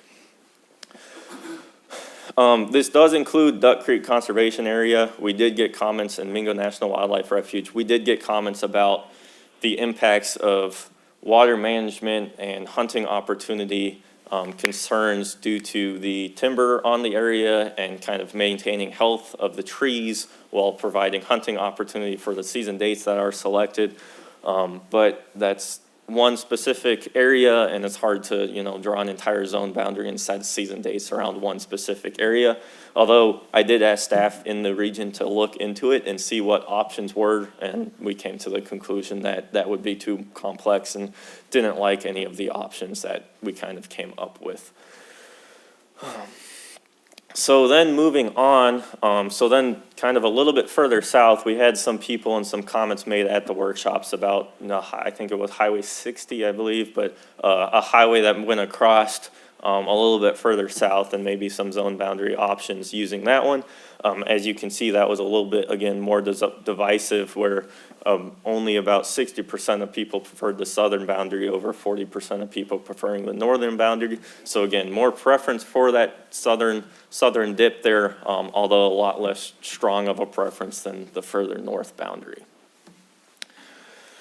At one point in time, the middle zone boundary also went further east to encompass more of the bottoms in the Mississippi River. However, it was pretty strong. 75% preferred the current zone boundary that hunted east of that boundary as to encompassing them back into the middle zone. So with that being said, starting with zone boundary change recommendations, kind of the first recommendation change is in that St. Charles, Lincoln County area. Again, pretty divisive, but there was slight preference for encompassing that into the middle zone.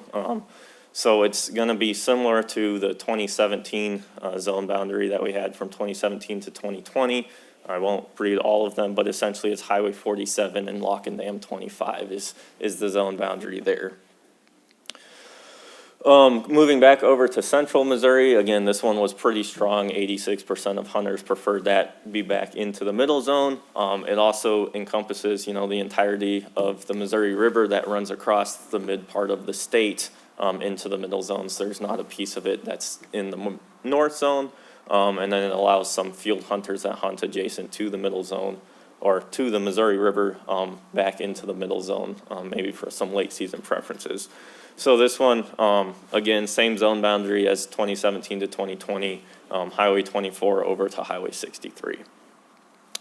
And then based on the results for this middle and south zone boundaries, I recommend no changes to those zone boundaries. Again, people seem to enjoy those zone boundaries, maybe some season date preference changes, but not enough to kind of warrant an entire zone boundary change. So moving on to the season date formulas. So the first question was the week most preferred to hunt. And so now you can see, now I have the new zone boundaries for the north and middle zone in there, and then obviously the south zone boundary didn't really change.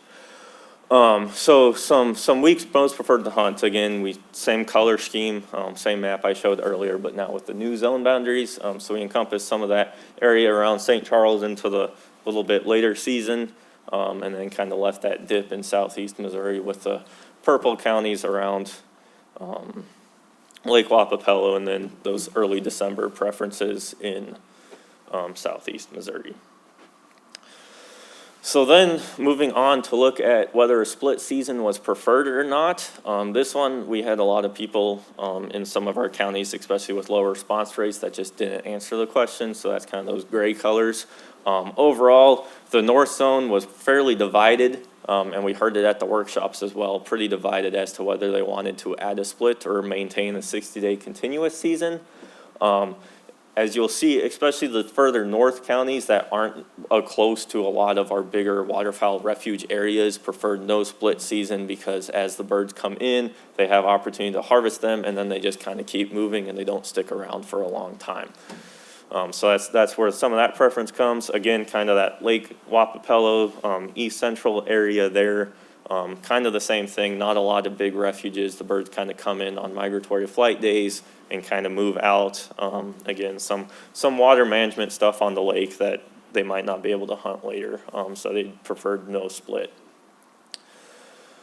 As far as waterfowl abundance goes, now we're focused, kind of go through it zone by zone and go through the season dates for each zone. So waterfowl abundance, you can see that our early dabblers, they peak in early November and kind of decrease throughout the remainder of the season, whereas our mallards will peak at the end of November, early December, and continue to kind of decrease then throughout the beginning of January. Our waterfowl hunter, or our waterfowl harvest, also indicates something pretty similar. So on the left, we have total duck harvest, and then on the right, we have mallards versus our early dabbler harvest, which we have only for our conservation areas that we have more data on. So you can see harvest increases throughout the month of November and then kind of drops significantly kind of throughout the month of December. Similarly, on our conservation areas, again, other duck early harvest in early November, and then kind of that mallard harvest peaks around the end of November, early December, and then it kind of tapers off again. It's really interesting to see that those graphs line up a lot with our hunter preference. So this was the week most preferred to hunt by the hunters. So in the north zone, starting in late October, we had people prefer to hunt. And then, throughout the month of November, early December, and then it kind of drops off pretty good throughout late December for the hunter preference. So with that, the formula recommendation for the north zone is going to be open last Saturday in October for 60 days. The current formula is open Saturday nearest October 31st. So it's a pretty small change. It really only affects a couple years in the next 5-year period, where it would have opened in early November instead of the last Saturday in October. But I think that kind of reflects some of those preferences in those counties where we had preference for early November harvest, high harvest, make sure we're able to capture all the flight days, kind of concerns with the split. It's a kind of a guessing game with the splits is some of the comments I heard a lot, depending on when weather comes in. And then especially north of Highway 36, there were a lot of comments from hunters that said, we want to be able to hunt the end of October around Halloween. We get a really good push of birds, they call them Halloween birds. So just kind of wanted to give them that opportunity as well. And then, as you know, hunter preference throughout the month of November really tapered off pretty quick. So I don't think we're losing too much with this minimal shift forward. The other thing is, remember, St. Charles County and Lincoln County used to be in the north zone as well. And so kind of taking them out, it might get rid of some of that pressure for later seasons, which came from this Saturday nearest October 31st in the previous zone boundaries. And so at this time, we're not recommending season date formulas for the shorter 45 or 30-day seasons. with the new regulations, or not new at this point, it's pretty old. Fish and Wildlife Service, instead of setting season dates for migratory birds within the same year, from the breeding population survey in May to that season going into effect that September, we now have a year delay. So we have plenty of time to kind of evaluate that and evaluate the dates for the seasons at that time. The other thing is, there's a lot of factors that could potentially cause those shorter seasons, whether it's a specific species of duck or habitat conditions. Different factors go into it that might also influence what we can expect to come the fall, and so we don't want to set those ahead of time, and then different factors are what actually influence it, and our season dates don't line up for the birds that we can expect that fall. So just a kind of quick synopsis of what those season dates actually look like throughout the next 5 years, 2026 to 2030. So we're going to open as early as October 26th, as late as October 31st, and then close December 29th and close as early as December 24th. So that's the North Zone recommendation. So now for the Middle Zone, this is probably, I would say, it was the trickiest of the zones to encompass all the different preferences. We looked at old reports to see how preference has shifted over time, why things were done the way they were previously, to try and account for some of what we might expect with some of these changes and kind of help hopefully compromise with some of the changes. So again, early dabblers, even in the Middle Zone, they peak in early November. However, they don't taper off as quickly, and they kind of stay more stable throughout the season. Waterfowl abundance mallards, they peak in late November, early December, very similar to the North Zone, but they stick around later, so they don't leave as early, so we don't have as much of a drop off at the end of that graph. As far as waterfowl harvest goes, across all lands from Fish and Wildlife Service and band recovery data, again, you see a couple peaks at the end of November and end of December, whether that's an increase in hunters being able to hunt thanks to holidays. That might influence why we have kind of those 2 weeks, or those just happen to, over the years, maybe that's when we get the weather and the birds work out for hunter harvest. But really, you can see that across all lands, it's kind of stable throughout the season. Not too many real sharp increases or decreases. When we look at our conservation area harvest, you can see again, we have those early dabblers, other species of ducks that really have high harvest throughout the month of November, and then they kind of decrease into December. And then the mallards increase throughout the month of November, peak at the end of November, early December, and then decrease a little bit throughout the rest of the season. And you'll notice kind of in that third week of December, there's a little bit of drop in the mallard harvest overall on average over the last few years.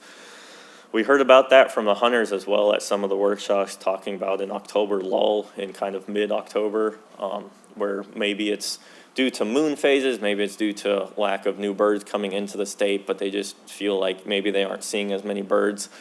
Heard similar things from the staff. They said not too many hunters tend to complain throughout the month of November and early December, but come about mid-December, we'll start hearing hunters complain about lack of birds in the state. Obviously, our waterfowl abundance numbers don't show that, so I think that's just, birds have been in the state. They call them stale birds, where they know where the safe areas are, they're not moving around, and the hunters just aren't seeing the birds that they think they should be seeing. And the harvest numbers do kind of reflect that a little bit as well. Again, hunter preference in the Middle Zone. So you can see now that the highest week preferred to hunt was that beginning of December, but we do have hunters that prefer the end of October and early November, again, probably more in that east central region. But then throughout kind of the month of December, you can even see still, right, there's that drop off in hunter preference in mid-December. And then in the month of January, that first week of January, especially some of the field hunters and river hunters, when things start to freeze up and birds kind of concentrate on those areas, they really like that. But then, some people put the last week in January. I heard some comments about sometimes we get thaws near the end of January. It might freeze up and then thaw, and then kind of they see some birds moving around again. And so they thought maybe, even if we just add a split to get us to the last week in January and hunt like the last weekend in January were some of the comments I heard. Again, or it's just people that say, I want the season as late as possible. So again, a lot of regional variation in what we heard in kind of these season preferences. And the middle zone does encompass a lot of regional variation. All right, so what we decided for the recommendation, trying to, again, incorporate that previous comments that we heard from previous zone changes, all the information from the surveys, hunter comments, try and give everybody a compromise, give them their piece of the pie as to what they want to be able to harvest. So we recommend opening the Saturday nearest November 6th. So that's later than the first Saturday in November, although it's not necessarily as late as the second Saturday in November. So, the second Saturday in November could really be November 14th. And even the latest comments we heard at the workshops were we don't really want to hunt too much past mid-January. At some point in January, it's going to freeze up and we'll lose our birds. So we don't want to risk it too much, but we do want kind of that preference a little bit later. So that's kind of a compromise there to try and get later, but not too late. And then again, we kind of have this December lull. There were a lot of comments about the split, whether it was we want it to align with deer season, whether it was we don't want it to align with deer season, whether it was we want to align it with a full moon when the birds are all nocturnal and we can't shoot them during the day. A lot of comments. So looking at those hunter harvest numbers, the lulls, the weeks preferred to hunt, settling on the Monday nearest December 15th for 5 days. So again, a Monday through Friday split, so we're not losing a weekend.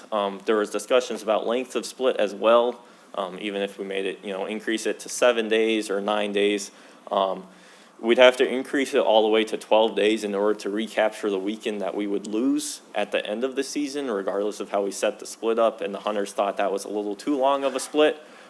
So we chose to stick with the 5 days to get as many weekends as we can in the formula for the hunters that aren't able to hunt during the week.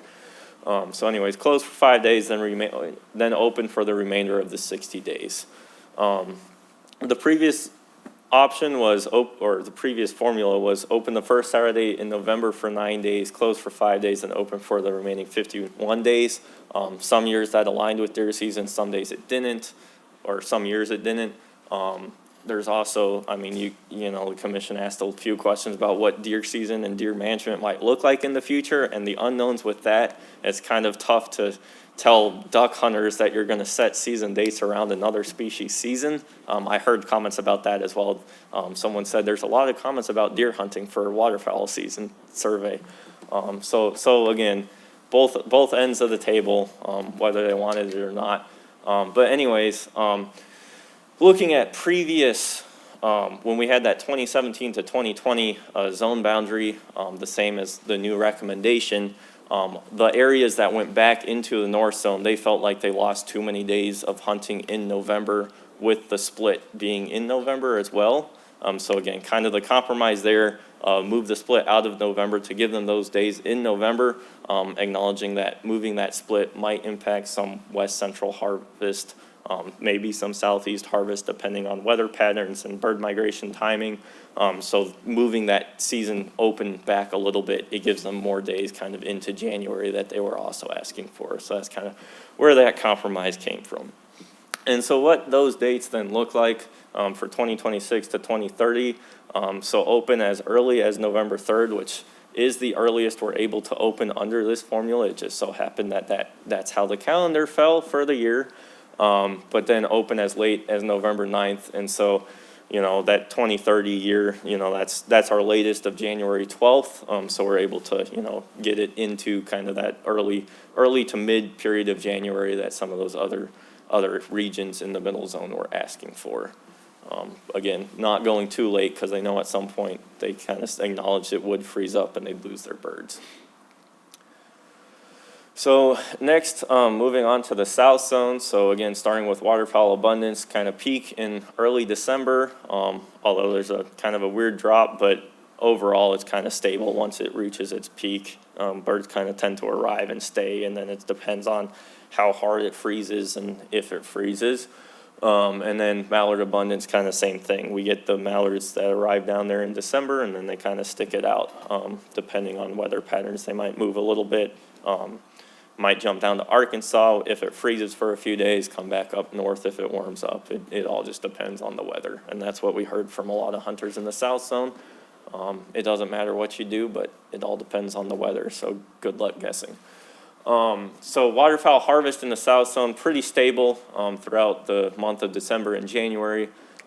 Maybe some kind of weird increases in harvest some weeks, but overall from our conservation areas and across all the lands, it's pretty stable harvest throughout the South Zone.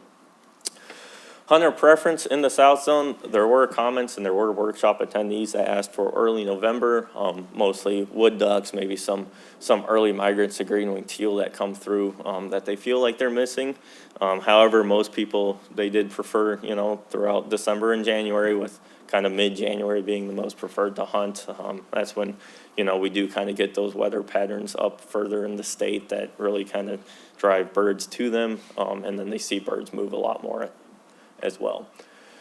So for the recommendations, no change for the recommendations for the South Zone. There were conversations at the workshops about whether we wanted to open for Thanksgiving weekend or not, or if we just wanted to start December 2nd and run it for those 60 days, the end 60 days of the season. Some people said opening Thanksgiving morning, it starts everybody off on the wrong foot with the spouses. But they kind of acknowledged the ability to hunt with family and friends that might be into town over the holidays. So decided to leave that the same. So open Thanksgiving Day for 4 days, close through December 6th, and then open that December 7th through the 31st. So again, what those season dates look like, that first split in the South Zone, very dependent on just when Thanksgiving falls on the calendar. But again, kind of encompassing all the way to the end of the season. And so, in summary, again, the season date formulas we're not recommending for the 45 and 30-day seasons. Those will be set as needed. But the new zone boundaries, and then the north zone, middle zone, and south zone formulas as well. And so with that, that was a really brief overview of what the report I put together looks like. But So it was a brief summary? Yeah.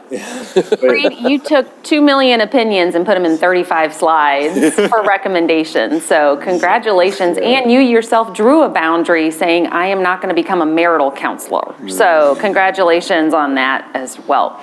Commission, questions for Reed? I had just a couple.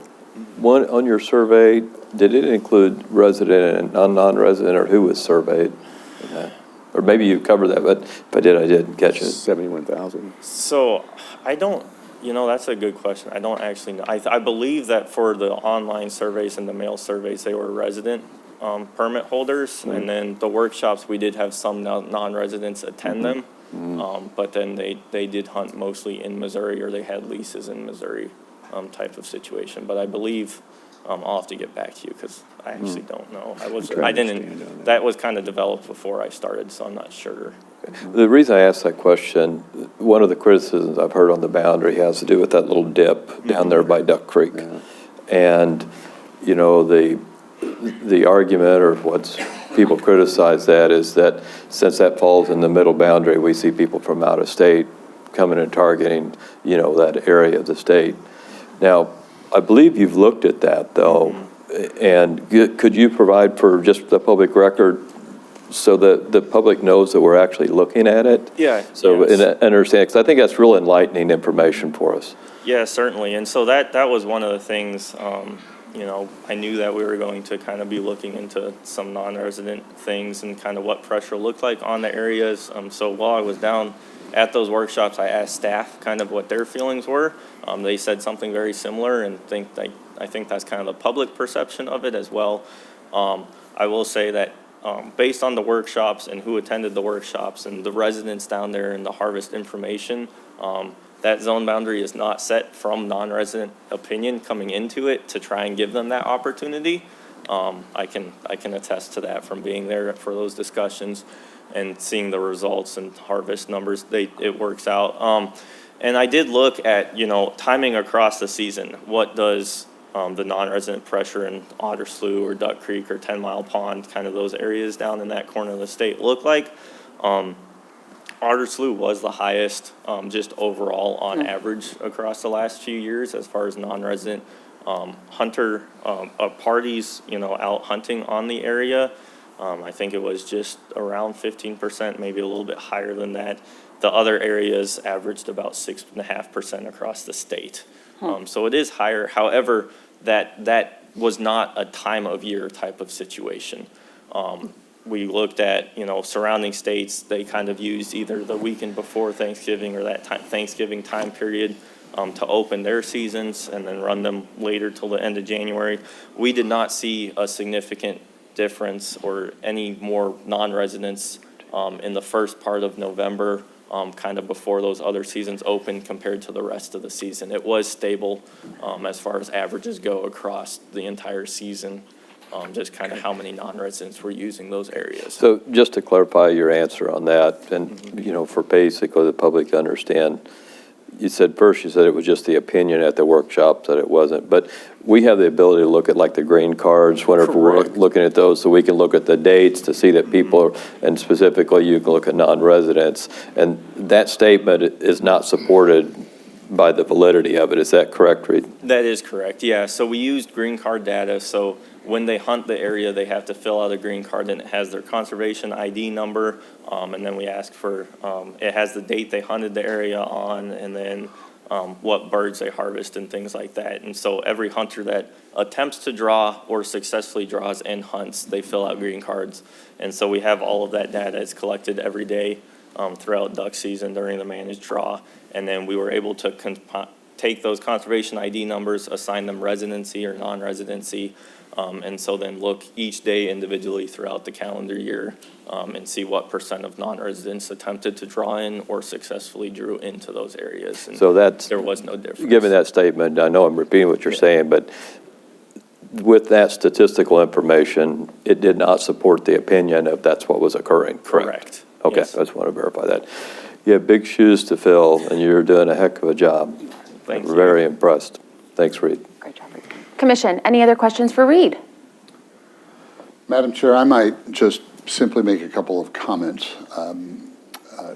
First, on the slides, when we talked about the middle zone and the north zone, and the St. Charles region will be moving to the middle zone, I think it's just important to make sure that for the public to, that they appreciated that when they also looked at the overlap of the seasons and the change, and that there is going to be a break now in the middle zone, which is sort of anecdotally much of the information and requests that I had heard outside when I was talking to people, and I never expressed my personal opinion, but I think there's going to be a lot of receptivity toward a break in that zone in December in particular. But more my comment, Reed, is that I want to take my hat off to you and your team. I took a special interest in this process because I have a real interest in it, and I'd heard a lot about it. It's something we're all going to be living with for the next 5 years, and it is also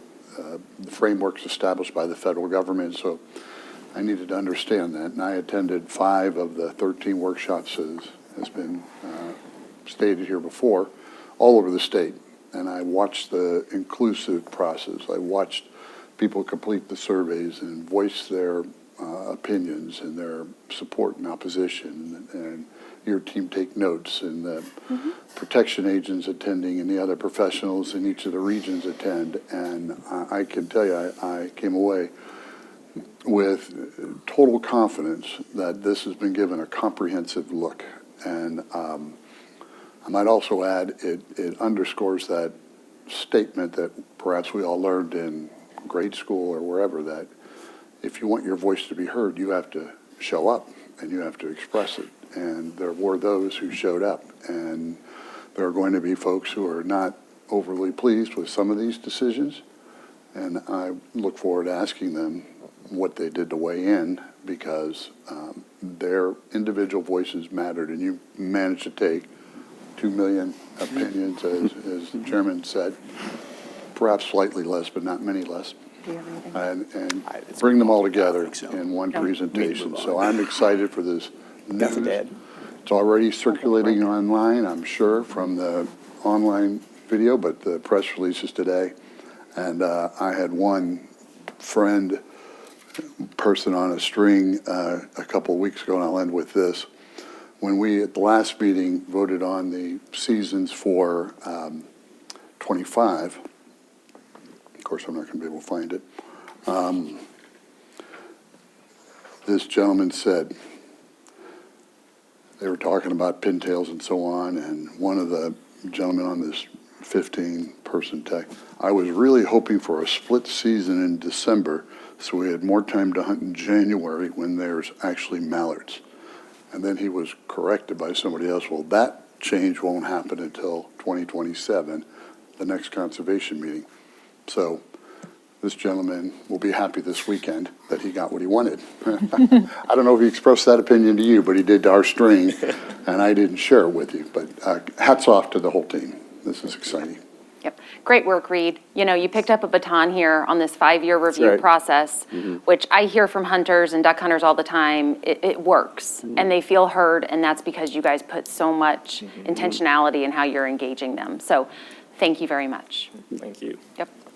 Brief but very comprehensive.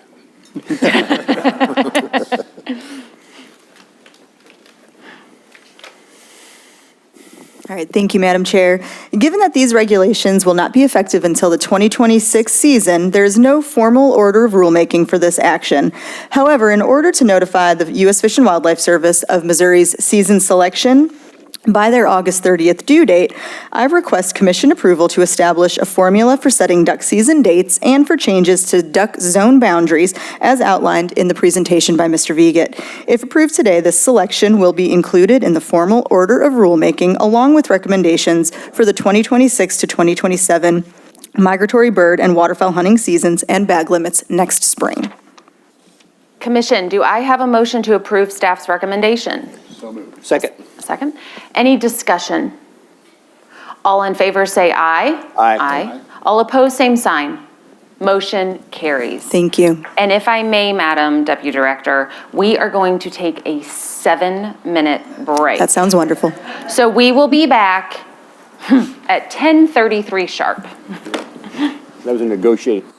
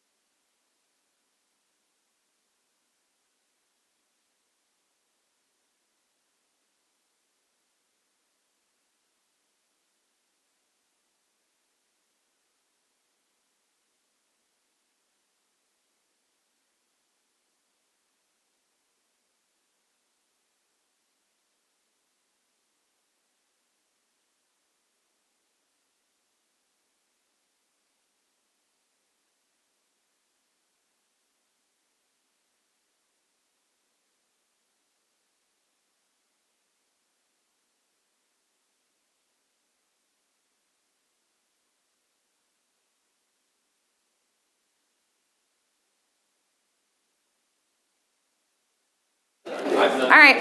Ooh. We are going to get kicked back off and into our meeting flow. Deputy Director Conley, continue with our regulations report. Thank you, Madam Chair. Commissioners, the next set of action items are recommendations for permit adjustments and restructuring of 3 chapters of the Wildlife Code. The department is proposing to remove permit fees and related costs from individual rules and into one new rule fee for chapters 5, 9, and 10 respectively. This will prevent the need to open multiple permit rules when price adjustments are recommended based on Federal Bureau of Labor Statistics Consumer Price Index, or CPI. Price adjustments, as presented in your packet, are designed to keep permit fees and related costs better aligned with the percentage of the Consumer Price Index through incremental increases over time. Non-resident deer and turkey hunting permit prices are recommended to increase at an accelerated rate to bring non-resident permit prices more in line with surrounding states and based on the recent non-resident participation public input process. The suite of permit proposals includes the rescission of 3 CSR 10-5.222 youth pricing deer and turkey permits, as the language from that rule has been moved into the new fee rule for Chapter 5. Additionally, it is recommended to create 2 new rules to establish a non-resident trout permit and a non-resident migratory bird hunting permit. Commissioners, the suite of permit proposals may be found in your packet on pages 43 to 151. For members of the public who may be in attendance or viewing the live stream, details of these proposed changes may be found on the MDC website in the coming days. While the details of each individual change are provided in your packet, I would like to take this opportunity to point out one nuance. It is recommended to increase the fee for a Missouri Conservation Permit Card from $2 to $5 to account for increased production costs. This increase is not related to reaching a percentage of CPI, and this change, along with any future recommended changes, are not based on the percentage of CPI formula. If approved today, these proposals will be filed with the Secretary of State and open for formal public comment from July 2nd through July 31st. Comments received will be compiled and presented as part of formal orders of rulemaking for Commission consideration at your meeting in September.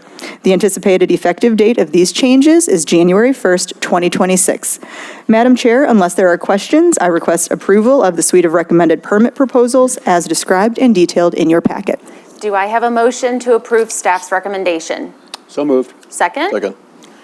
Any discussion? In light of today's events that we are giving a little bit of a goodbye to Commissioner Harrison and Commissioner McHenry, I would just call out that during their time, the Commission has taken action to make these small incremental changes to permit fees and permit prices during their tenure. So gentlemen, thank you for that leadership and change of thought. You're welcome. Excellent. All right, I will call the vote. All in favor, say aye. Aye. Aye. All opposed, same sign. Motion carries. Excellent. Thank you, Madam Chair. The last set of action items were recommended and approved by administration. Before I present the action items, I'd like to invite fur bearer biologist Nathaniel Bowersock to the podium to discuss the sideboards that were considered to guide these recommendations. Nate, the podium is yours.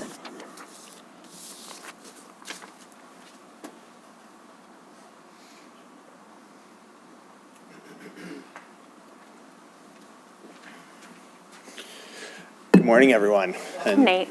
thank you for having me, Commission. I guess usually I'm up here talking to you about bear stuff, so I get to wear my other hat today, the fur bear side of stuff. So today I'll be talking about some fur bear regulation reviews and some potential sideboards to go along with these regulation recommendations.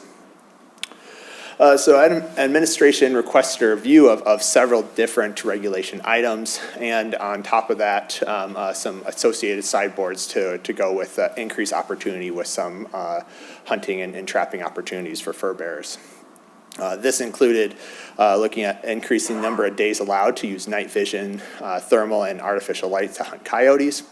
And in addition to a review of the use of different sizes of conibear and similar type traps and dryland sets, and the use of snares and dryland sets as well, both in cases for fur bearer trapping and conflict mitigation.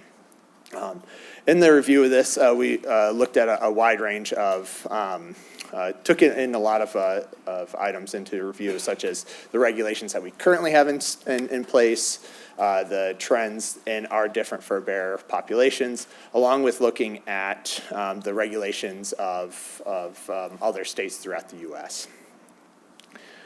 So to begin with, considerations with expanding the use of night vision, thermal, and artificial light for coyotes, there was a request to increase this opportunity. Currently, this is allowed, but it is during a limited time period from February 1st to March 31st.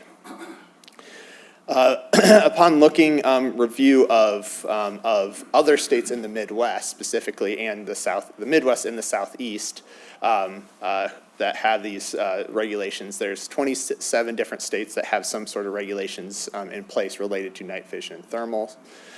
6 states that do have these regulations in state have reported having human fatalities while people are out using this, and that was based off folks mis-IDing their targets. There are 3 states that report not having any sort of season at this point, so there still are states that don't allow these tools to be used. And one state that did allow the use of these tools to be used for harvest actually rescinded that season after law enforcement was killed at night investigating calls of people misusing these tools. So just took these things into mind when reviewing the season. And 3 other states do allow the use of these tools, but their seasons are slightly longer than what we currently have in place. And then 3 other states allow these tools to be used, but only on private land. So taking into consideration what other states are using and our current regulations, a big thing we want to keep in mind is that there's potential to expand the opportunity here, but there definitely is a need to consider the retain of enforcement of our wildlife code.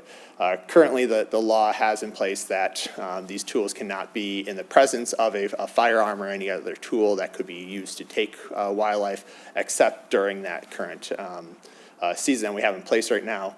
And part of that is to limit the opportunities for someone to potentially use that tool to illegally take game, such as deer, during deer season, or say a bear during bear season. When talking to protection staff, when reviewing these regulation items, when we looked at because we do see people using these tools illegally on a regular basis, but when looking at when we have these having the most illegal action of this occurring, we can see that throughout the year it's low, it is occurring, but it's low. But once we start getting into our big game seasons in September through December, there's definitely a spike, especially there in November. So given this, right now, the spring season also stops before the spring turkey season occurs. And so if we were to potentially expand on this season, we could see it going from January through the end of September, continuing to avoid the spring turkey season, but we'd only have a little overlap in some of our deer and turkey seasons in the springtime or in the fall, but then the rest of those big game seasons would be still outside the realm of when these tools could be used, and help limit and give law enforcement the ability to enforce, to limit people from illegal take using these tools. So the next item up was the size restrictions on conibears and other similar type traps in dryland sets. So a request had been brought up to review the use of these tools. Currently, conibears can be used in dryland sets, but they can not be any bigger than 5 inches in size. Or we don't have any limits on the size of conibears when they're set in water sets. So they have to be completely submerged in water sets for traps larger than 5 inches at this point. So again, reviewing regulations of other states, AFLA actually did a nationwide survey of fur bearer regulations across the country. I actually just completed the 2026 one. It was almost 200 questions. It is very dense. So I went through the 2016 report to look at what other states are currently allowing for the use of conibears. Right now, there are 11 states that do not allow conibears that are 7 inches in size or larger. Let me see here, yeah. While 18 others do allow the use of larger size conibears than what we allow in dryland sets right now. There are 15 states that report allowing these larger sizes of conibears, is 7-inch size or greater, but there are limits that are attached to those. So 12 only allow these size traps to be used on private land. At least 10 reported that they can be used, but not along fence lines. 4 states allow these to be used, but they have to be recessed in a cubby. A cubby is essentially a structure that puts the trap recessed in it so that it's harder for an animal to crawl in and get in contact with the trap itself. And in the case of bait, the states that do allow bait to be used around these types traps, they do require them bait to be either recessed in a cubby or it has to be away from the trap at least 20 to 50 feet. So if we were to consider allowing or increasing the size of conibears on the landscape, we would, it would be suggested that we could increase the size to 7 inches in size, which is what there are states that allow this, but to restrict this to private lands. And part of this is to try to reduce the chances of non-target captures. There have been several states that have reported that once getting above that 5-inch size and trap, that you do have non-targets such as domestic dogs that do get caught in these things. And conibears and similar type traps are built to kill an animal if they're on capture. Hence limits to private lands to reduce the chance of someone on private land running their dogs, having their dogs come in contact with these types of traps. If bait were to be allowed in the presence of traps like this, it would be suggested that they be recessed in a cubby. Again, cubbies are used to try to limit the chances of a domestic dog coming into contact with the trap itself. And then on top of that, we want to maintain and slightly expand on the current restrictions we have in place. More of continuing the language that we have in place for many of our traps already. And part of this is we want to maintain not allowing the use of traps along public roadways, except in permanent waters, along paths that are commonly used by people or domestic animals, and within 150 feet of a residence or occupied building in city or towns that are at least 10,000 people or more. Some potential expanded limits here would to not allow within 150 feet of public roadways, residents in occupied buildings, driveways, and property boundaries without written consent. And the line with, we kind of talked about this a little bit yesterday, and there was some concern. So on the property boundary, essentially this is not saying that you couldn't use these traps at all on your property. It's just right on that fence line with a neighbor. We would want to have those traps set at least 150 feet unless written consent is put in place. And so similarly, snares were also asked to be reviewed as a trap type that could be used in dryland sets. Currently, we only allow snares to be used in water sets, so they cannot be used in dryland sets. Now, one misconception that some people might have is that we do allow cable restraints. But cable restraints are a trap device that captures an animal but can be released upon finding the animal in the trap, versus a snare is built to kill an animal if it's caught in there. So we do allow cable restraints in dryland sets, but just not snares right now. Again, looking through regulations, both focus on the Midwest and Southeast, but also nationwide. There's only 23 states in the Midwest and Southeast that report on snare regulations. 2 of those states do not allow any kind of snares to be used. There are 9 that only allow snares to be used in water sets, similar to what we have in place right now. And there are 12 that allow dryland sets with snares, but there are limits. Some of these limits include having a stop in the device so that the snare can't cinch down past 2.5 inches, and to have breakaway devices. So this is to help breakaways are set to, if you have like, say, a domestic cow get caught in it, they can break away. Or in some states that have bears, which we are one of those states, bears can get caught in these snares, and so it potentially gives them the ability to rip out of the snare if they were to be caught. And then 9 states, and then there are 9 states that report having limits on snares on, only on private lands, and either do not allow, or I should have been a little bit more clear, either do not allow or require permission to set snares along property boundaries, and that includes Iowa and Nebraska, just to give you context of neighboring states that have these similar regulations. So if we were to consider allowing snares and dryland sets, we would try to restrict these to private lands, again, to try to limit the chance of domestic animals getting caught in these devices. And dryland sets in Missouri were legal. We would, sorry, I'm getting ahead of myself here. So we did allow snares to be allowed in Missouri historically, but in 2004, because of several incidences of dogs getting caught in snares over the years, we rescinded the rule on allowing snares in dryland sets. And we moved to cable restraints, so it provides people to still use snare-like traps to catch animals in dryland sets, but allow them to, if an animal is caught, they could be released without injury. With that, if we were to allow these devices to be used, we would look to have a 2.5-inch stop, because this does help limit if, say, a deer or an animal with a more straight leg could pull out or have a breakaway.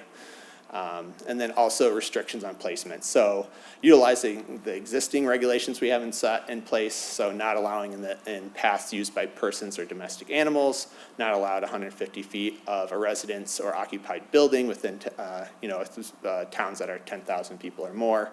And then the expand would be similar to what I mentioned with the conibears, is having a limit along property boundaries without written consent.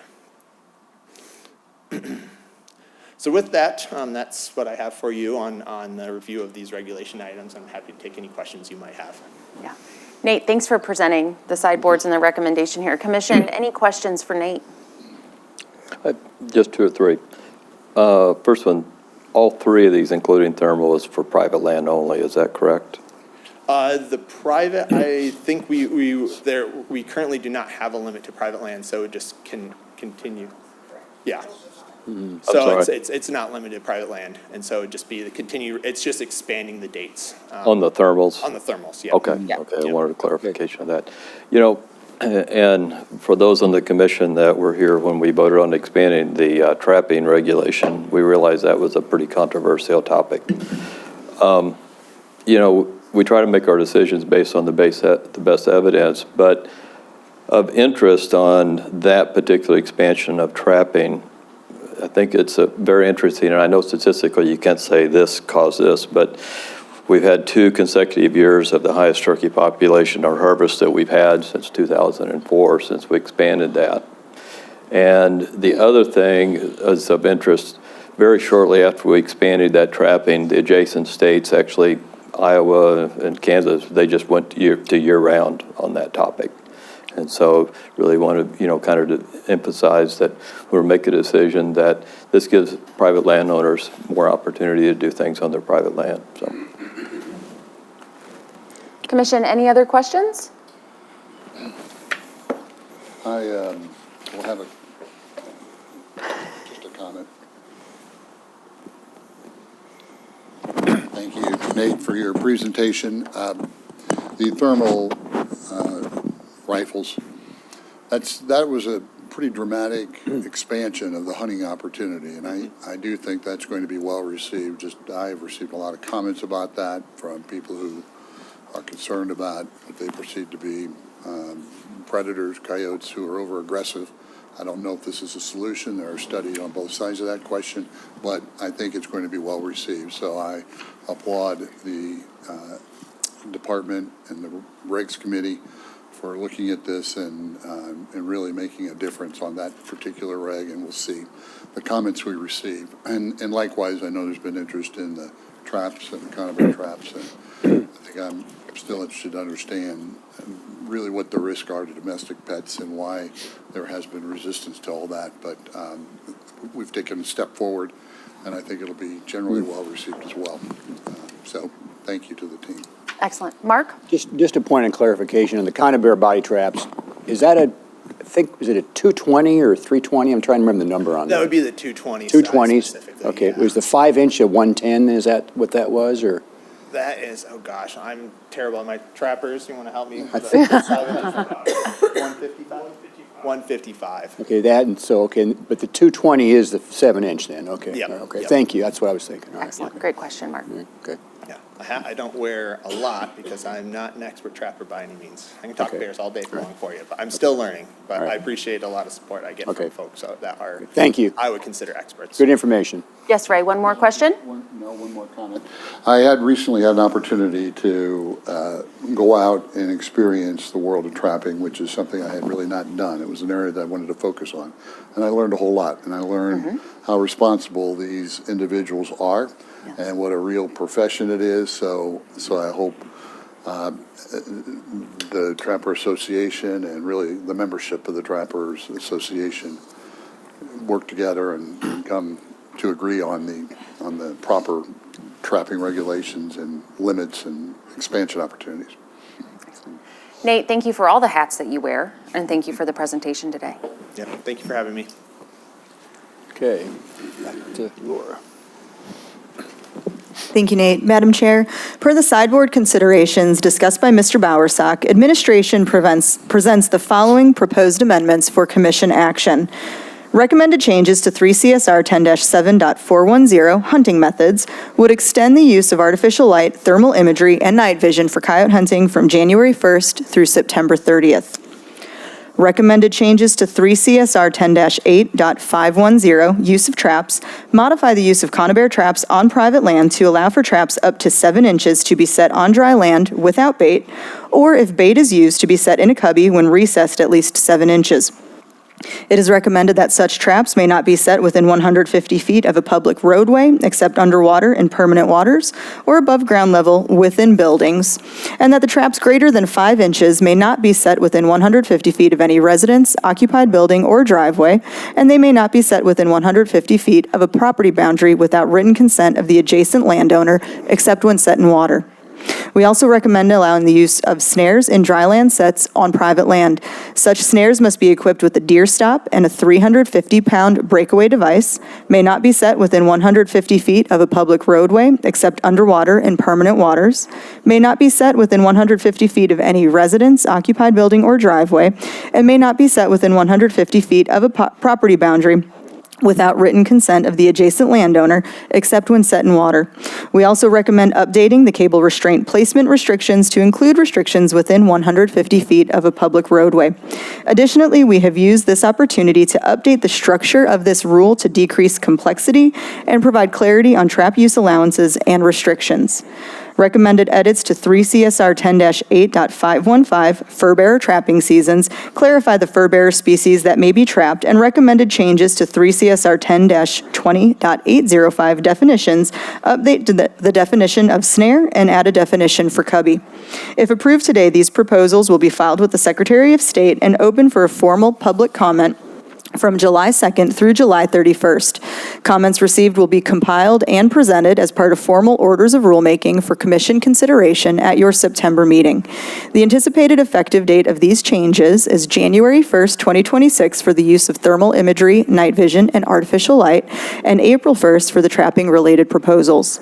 Madam Chair, I request approval of these recommended proposed amendments as described. Do I have a motion to approve staff's recommendation? So moved. Second. Any more discussion, Commission? One very quick question.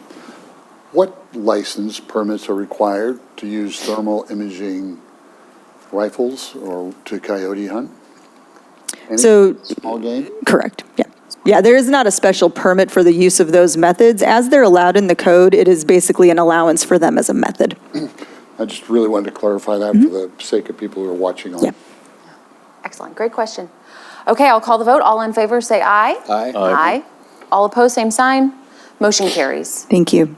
Commissioners, a summary of all citizen comments received since the last Regulations Committee report may be found in my formal report. Upcoming meetings of the Regulations Committee are scheduled for July 23rd, which is our mid-year code review, August 28th, and November 4th, 2025. Madam Chair, unless there are any questions, this concludes my Regulations Committee report. Thank you, Laura. Thank you. All right, we will move into budget and be ready for our presentation from Melanie Crane, our Chief Budget Officer.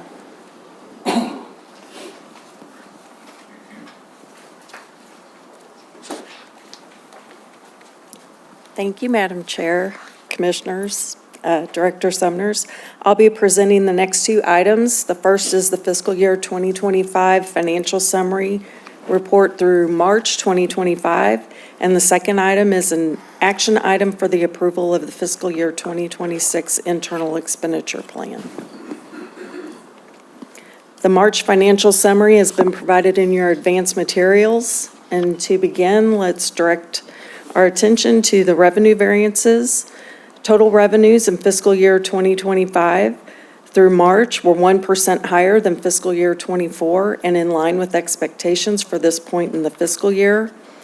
The conservation sales tax receipts were 1.4% higher than the same time period in fiscal year '24 and in line with expectations. Permit revenues were 6.2% higher than March of last year and in line with expectations. The number of monetary hunting and fishing permits sold during the first 9 months of fiscal year '25 were 45,202 lower than the previous year.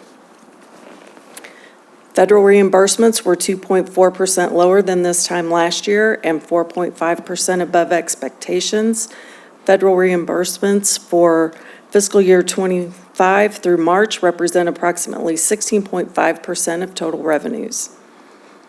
Other revenue sources for the first 9 months of fiscal year '25 were 6.7% lower than this point last fiscal year and 16.6% lower than expectations. Next, please turn your attention to the expenditure variances. Total operating expenditures for the first 9 months of fiscal year '25 were in line with the first 9 months of fiscal year '24 and 3.6% below expectations. Operating expenditures include personal services, expenses, and equipment purchases. Personal service disbursements were 5.7% above the previous fiscal year and 2.1% below expectations through March of '25. Expenses were 3.2% higher than fiscal year '24 and 6.4% below expectations for the first 9 months of fiscal year '25. Equipment disbursements were 47.3% lower than fiscal year '24 to date and 6.5% below expectations.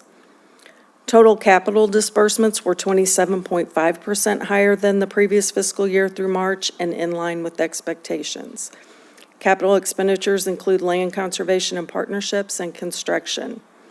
Large construction payments in March included Bennett Spring Fish Hatchery renovations, Shell Osage Conservation Area Golden Anniversary Wetland Renovation Phase 2, August A. Bush Memorial Conservation Area exterior building renovations, Shepherd of the Hills Fish Hatchery, Runge Nature Center siding replacement, headquarters site renovation, and the Columbia Bottom Conservation Area entrance road relocation. Land acquisitions in March included a 153-acre addition to Wakanta Conservation Area and a 3.28-acre tract with 6 structures in St. Francis County to replace 3 current MDC leased office and storage spaces. Total disbursements for March of fiscal year '25 were 5.3% higher than March of fiscal year '24 and 3% below expectations. This concludes my remarks on the fiscal year '25 financial summary through March, and I'd be happy to answer any questions. So Melanie, you said in the first 9 months, we're down over 45,000 permit sales. What are we attributing that to?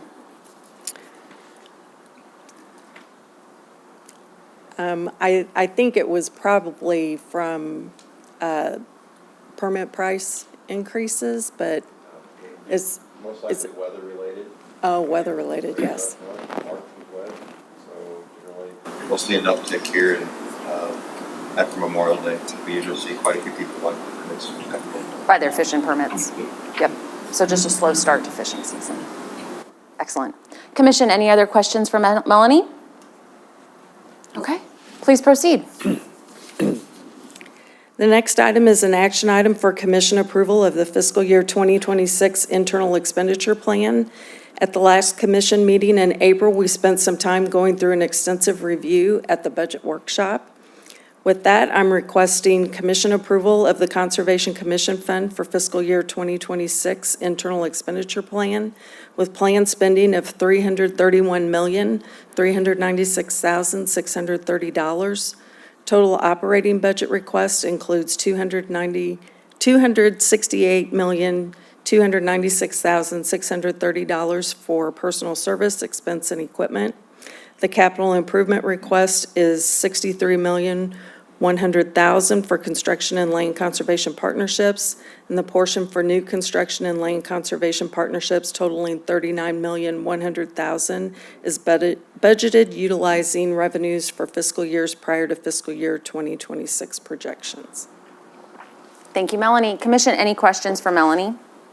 So Melanie, this is your first time to come forward and recommend an internal expenditure plan before this commission, is that correct? It is, yes. Congratulations on your first budget. Thank you. All right, can I have a motion? I need a motion, right? I need a motion to approve So moved. staff's recommendation. Do I have a Second. second? All right, any more discussion? All in favor say aye. All right. Opposed, same sign. Motion carries. Thank you. Thank you, Melanie.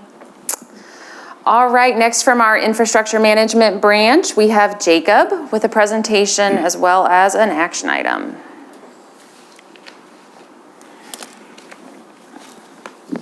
Good morning, Madam Chair, Commissioners, morning. Director Summers.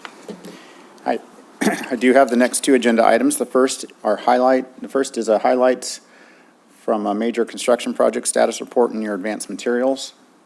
So on the first page of the report, under the maintenance and repairs category, on line 1 at the Northeast Regional Office, the windows and skylight replacement project, I'm happy to share that that project is being advertised for bids currently, and the bid opening is scheduled for June 5th. On line 8 and line 9 at the Bush Memorial Conservation Area, those two projects, the office building exterior renovations and the tilt-up wall repairs, happy to report that that construction is complete on those two projects. And then if you go down to line 15, the Conservation Commission headquarters, as you probably saw, as you arrived this morning, there's a lot of construction activity still on site for the site renovation. Contractor is 60% complete on that project as of the date of this report, but they are actively working on Lot B, and most of the electrical and plumbing work is complete. So they are making good progress, and we are on schedule to complete it later this summer. Under the rehabilitations category, on line 19 of your report, Eagle Bluffs Conservation Area, the pump station flood repairs project, 5% complete. The contractor is mobilized on site, done demolition work, and they are preparing to really get into the meat of that project. On line 22, Shell Osage Conservation Area, the lake renovation project, construction is just starting on that right now. The contractor is focusing more on line 23 at Shell Osage, which is the wetland renovation, and as of the date of this report, 15% complete. As commissioners will recall, April was very wet across much of the state, and so there was some standing water at Shell Osage, and it did slow down their progress in April. On line 24, the Conservation Commission headquarters, the Runge project, it is making good progress as well. On page 2 of your report, under the capital improvements category, on line 4 at Hornersville Swamp Conservation Area, the road and parking lot improvements project, 25% complete. On line 7, Columbia Bottom Conservation Area, the entrance road relocation project, that project is complete. And then on line 17, Bennett Spring Fish Hatchery, the renovation project, 40% complete. Contractor is still working diligently on lots of different aspects of that project, a lot of activity on site. On line 19 at Ted Shanks Conservation Area, the hazardous material storage buildings project, that is 35% complete. Contractor has done everything they can. They're waiting for delivery of the actual modular storage units that will arrive later this month, and then they'll be able to finish that project. And then on line 20 at Apple Creek Conservation Area, the service roads improvements project is 20% complete. And then on the infrastructure asset management dashboard, you'll notice there have been, in the upper right-hand corner, there have been several additions and disposals to the portfolio through the year. And you can see the change in value as it progresses through the quarters based upon the large number of disposals. Some of those disposals are related to the construction projects that I spoke about previously. And so as those construction projects are completed and those assets are replaced, then those assets will be shown as additions on this segment of the report. In the center section, you see the load centers and panel boards. Currently, 37% of those are past their expected life. And if we were to do no other projects in 5 years that involved replacing panel boards, that would go up to a 51% of those asset types being past their expected life. So a lot of the electrical systems are getting a little long in the tooth, and they need some attention, and we have projects in the pipeline to address those. So that concludes my remarks on the status report. Be happy to answer any questions the commission may have. Yes, Mark? On the Shell Osage, you've got two projects combined into one project. Is that correct? 2 projects combined into one contract. So Yes. Rodmacher's doing the work. Yes. So as far as your process, and could they maybe spend a little more time on the wetlands versus the lake, but they kind of work it together, don't they? I mean, it seems like those are kind of integrated. Is that correct? Yes, it is one contract. They're responsible for completing all the work. It's just how they're phasing their work Okay. and moving earth around on the project Yeah. site. Yeah, and that's their call, right? Yes. Okay. Do you have an on-site project manager for that? We have an on-site inspector, Okay. and then we have a construction project manager that works here out of headquarters that manages that project and a few other projects. Okay, so they're there as needed, is that what I'm assuming? The project manager is on site as needed, Mm-hmm. but then the inspector is there whenever the Okay. contractor is Or working. key points in the project, and so. Now, we completed the pump station, is that correct? That is correct. Okay. And then as far as getting service to the pump station, is that part of this contract, or is that separate? That is separate. That is something that we are working with Sac Osage Electric Co-op on. Okay. So it's a service agreement. Okay. They are going to have to extend three-phase power to the pump station. Okay. But their design depends upon the final construction of the wetlands and lake renovation contract. So there's an integration component there too, I Yes. assume? Okay. Yes. Okay, all right. Okay, thank you. Excellent. You're welcome. Other questions for Jacob? Okay, please proceed. Okay.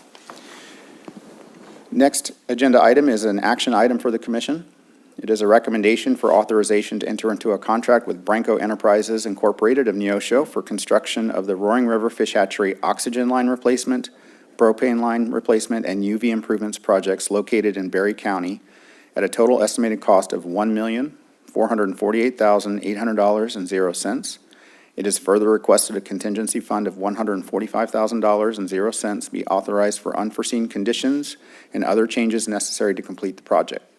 Total authorization requested is $1,593,800.00. The project was designed by the Infrastructure Management Branch. The engineer's estimate for the project was $1,091,250.00. One bid was received for the project as shown on the attached bid tabulation. Branco Enterprises Incorporated has been in business for 49 years. They have completed previous projects with the Missouri Department of Conservation, such as the Shepherd of the Hills Fish Hatchery Conservation Education Center in Branson, Missouri.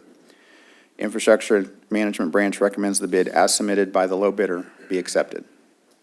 Commission, do I have a motion to approve staff recommendation? Do I have a second? Second. Any discussion? So it's 150 working days, is that correct? That is correct. Okay. So, all right, I'm just So- clarifying the time on it, Yep, so. 150 working days, which is different than a calendar days. That's where I was as you going know. with it, yeah. Yes. Okay. So if there's weather delays or Correct. other things, it doesn't count against the contract. Yeah, okay, so it has to be working condition kind of days, okay? Yes. So that could work, okay, thank you. You're welcome. Commission, any other questions? Okay. I will call a vote. All in favor say aye. Aye. Aye. Any opposed, same sign. Motion carries. Thank you very much. Thank you, Jacob. Next, we have Deputy Director Aaron Jeffries. Good morning, Commissioners. I do just want to say Jacob's team does an incredible job. The challenges they have, just dealing with staff here at the office with all the construction going on, that's a huge task, and he's done a wonderful job communicating it with us. I do have one concern. Coming back from the Capitol, usually come in really hot here with that 45-degree turn. We can't do that anymore, so really got to slow down. I'm probably not the only person that's tried to come in hot, used to it for 19 years. But we do have two realty action items for the commission to consider, number 8 and number 9 on the agenda. First, we're seeking commission approval to acquire 5.9 acres in Franklin County as an addition to Engelman Woods Natural Area. Commission?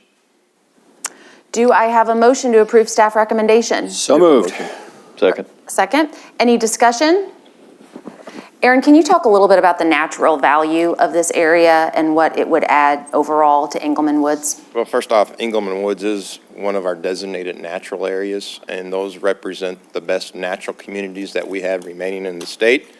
As you're well aware, Commissioner, this is in an area that's being highly developed. Land values are extremely high. This will provide an additional buffer to the actual natural area to help combat invasive species. There's also an easement on the property that prohibits any sort of development. So we have very limited parking at this very popular area. So there would be down the road the opportunity to expand parking in this area as well. For that, Thank you. I will call a vote. All in favor say aye. Aye. All opposed, same sign. Motion carries. Thank you, Commission. Number 9 on the agenda, seeking Commission's approval to retain a 150-acre property in Barton County donated by Ida Lorraine Higgins. Commission? Do I have a motion to approve staff recommendation? So moved. Motion. Second. All right. Do I have any discussion? Just like to thank Ida. All right, folks, let's call a vote. All in favor say aye. Aye. Aye. Any opposed, same sign. Motion carries. Thank you, Commission. I think it's rather noteworthy for somebody to donate their property to the department, and we receive several requests each year, people wanting to donate. I think in all, about 7 to 8% of the commission holdings have been donated over the years, so quite an accomplishment there. So I think I have the next item on the agenda. You may proceed. Thank you, ma'am. Legislative report. As you all are well aware, the legislative session ends today per the Constitution. It ended Wednesday in the Senate and yesterday in the House. TJ and I would just like to thank the Commission for their support during the legislative session and the help of hundreds of staff throughout session with fiscal notes, bill reviews, preparing testimony, going over to the Capitol to help out. We actually had the opportunity to have Kyle Monroe, one of our private land foresters up in Hannibal that had some interest in moving up. He came down yesterday, spent the day with TJ, said he hadn't had a civil lessons or a civics lesson since high school, so Kyle learned a lot yesterday. But you know, session's not a sprint, it's a marathon. It's long days, long nights. We have to work as a team over there, and having TJ this year, I think we really hit our stride about mid-February, figuring each other out, how we were gonna work together, and it's worked great. Legislation of interest to the commission, several bills that would impact the commission's authority did not advance. Only one bill actually crossed chambers that was related to landowner permits. Right to hunt, commission structure, those bills had just a couple hearings. So in the interim here, Jake and I will focus, TJ and I will focus a lot of time and effort on building relationships, and a lot of that depends on the field trips that staff will help us out with, and TJ has a long list of field trips already in the works. In addition, I have been meeting with the Regional County Commission Associations, having that relationship with local government. One of our valuable partners is critical. Over the last year, I've attended the Northwest region, the Northeast, the West Central, and Southwest. Here in a couple of weeks, I'll go to the Southeast, and that would only leave the South Central.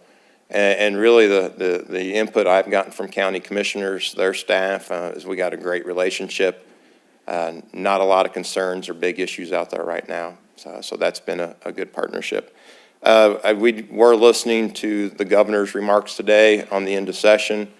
He will call a special session related to the stadium issue. Do not know if House Bill 19 will be included in that recommendation or not, but we'll definitely keep the commission attuned to that. With that, I'll be happy to answer any questions. Well, thank you, TJ. Again, welcome to MDC. Aaron, thank you for all your work, and thank you to all the staff who also engage in our relationships with the Capitol. Commission, any questions for Aaron? Excellent. Thank you. Thank you, Aaron. So that brings us to our time to do a bit of a special recognition for what we believe will be Commissioner Harrison and Commissioner McHenry's last commission meeting. I would just like to take this moment personally to say it has been wonderful working with both of you. You have made me sharper, and I believe you have made this department better and the future of conservation in Missouri brighter. So with all of my gratitude, I just want to send a big thank you to you both, and you're not allowed to block my number. Commissioner Wagner, any remarks? I would just echo what you said, Madam Chair. We spent some time last night calling out the many attributes and having some fun memories. And anyhow, I look forward to staying in touch with these two gentlemen, and I've learned much from each of them. I will share, they leave some big shoes to fill. So I gave them each pairs of MDC logoed socks that they can wear going forward. That are pink. They are not pink, they're green. They're green. They're Triangles green on them. with the triangle. We haven't So- yet asked the question if they'll be available in the clothing selection for staff. I may have They look- inspired Set Nicole. a trend, yeah. Director Semners, would you like to continue? I would very much. Thank you, Madam Chair. This, again, I shared, some brief words of the accomplishments of each one of the commissioners, and then just personally would share, your appreciation and the changes that have occurred under your leadership, including the selection of me as director, and then the opportunity to create a new team with the deputy directors and TJ and Kyle. And so again, your guys' legacy will hopefully carry on with our successful work. So I want to take the opportunity just to present each of you with a nice plaque. So the first one here is with appreciation for dedicated service from 2019 to 2025 to Commissioner Stephen Harrison.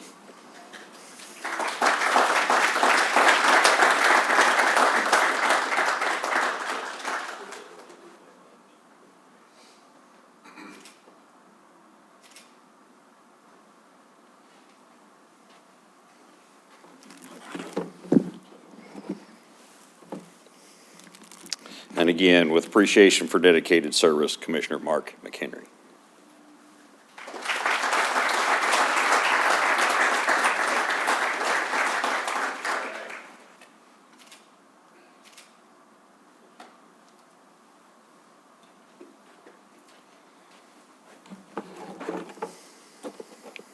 With that, I guess we would ask Commissioner Harrison or McHenry if they'd like to offer any comments. Go ahead, I bud. went first last night, you're first. You went, so you I'll want to walk go, up there with come you. up here with me, yeah, okay. I need support. These are lovely. It's nice. Well, we're kind of a team in some ways. We've also been called classmates, I guess, at the same time, or buddies or whatever, so we've had a great bonding relationship, and I know I can share that with you, Steve, and you can share that with me. We've got to know each other pretty well and kind of learned a lot about both of our lives together, and it's been quite a ride. If people ask you about when you leave an organization, it's bittersweet. We're going to miss it. We appreciate all the time we've had together, and but there's a little bit of relief too, because obviously there's a lot of work going into this. I really, really appreciate the good work that staff does. We've said that before. They say, what's your most valuable asset? I think I said last night, and people think you're going to say something about, conservation centers or trout parks or whatever. No, it's the people. It's the staff. That's our most valuable asset. And you see today, these presentations are fabulous. You see a 45-minute presentation, but there's hours and hours that go into putting these presentations together. So our staff really, really works hard at this. And we know they're working on it on an ongoing basis, and it's a great team that makes it all happen together. And so appreciate all that. Jason's touched on a lot of things we've accomplished over a period of time. It's never easy. They put us to work. So this is the kind of position, and I welcome whoever comes and fills our shoes, or tries to fill our shoes, I guess, that you got to put your time, your dedication, your effort. And everybody's talked about the Missouri Department of Conservation as being a model throughout the rest of the nation, and it truly is, and I can see why. Whether it's our communication that we do, whether it's our agents out in the field that are doing their job, it's our folks that are out there doing their biological work and do all their scientific work and all the stuff that goes into it. And really appreciate our partnerships. I saw Tricia back there earlier. I think she's still here from Missouri Conservation Heritage Foundation. Tyler Schwartz, I think is Tyler still in the room from the CFM and those. And there's many more partners than this, those two. I highlight them because I probably got to spend more time with each of them over the period of time. So the partnerships are critical to this. And of course, I also thank Governor Parsons for providing this opportunity. And then most importantly, the citizens of the state of Missouri who support conservation, whether it's through their permits they're purchasing, or they're utilizing our facilities, or simply just paying their sales tax to make it happen. So thank you to the citizens of the state of Missouri. All right, buddy. Just a couple of comments. First, Mark and I come from very different backgrounds. And you've been a real good mentor to me over the years. I come into this with no government background, no experience in how government works. That's all Mark's done his whole career. So we've had a lot of private conversations. But, for me, having a better understanding of really the whole focus of conservation has been helpful. I'm a hunter and fisherman. That's what I like to do. And, Mark, the recreation, and then the people that enjoy that and appreciate in the state, I have a completely different level of appreciation for that. And that's a big focus of what we do. Probably the most educational thing for me, I've been pretty dedicated to managing wildlife, but the staff dedication of spending your whole life doing it every day is pretty incredible. And, the amount of dedication, like Mark said, the presentations that we do, that sort of thing, you realize, some people are public speakers, they do it all the time, and if you get pretty comfortable with it, we're like, watching some of these young individuals that come with such a level of expertise is pretty impressive. Of all the things that we've done in the years that we've been here, focusing on staff benefits has been absolutely our highest priority. And Mark and I have had many conversations on that. You folks that are dedicating your life to wildlife management, you're working in a wildlife biology degree, that sort of thing. Your dedication to our wildlife resources, they need to be rewarded. And I think we've tried really hard to really reflect our appreciation of that. And, the other two commissioners are right there with you too. And so that's something I think we're probably our proudest accomplishment. It is, very much so. And the opportunity, this is something a lot of people dream of getting to do. I never dreamed I'd be on the commission. I'm just a hillbilly from Rolla, so that pushes cows around most of the time. So, but appreciate the opportunity, really appreciate the work with all you folks. It's been quite an honor. Thank you. You're welcome. Thank you.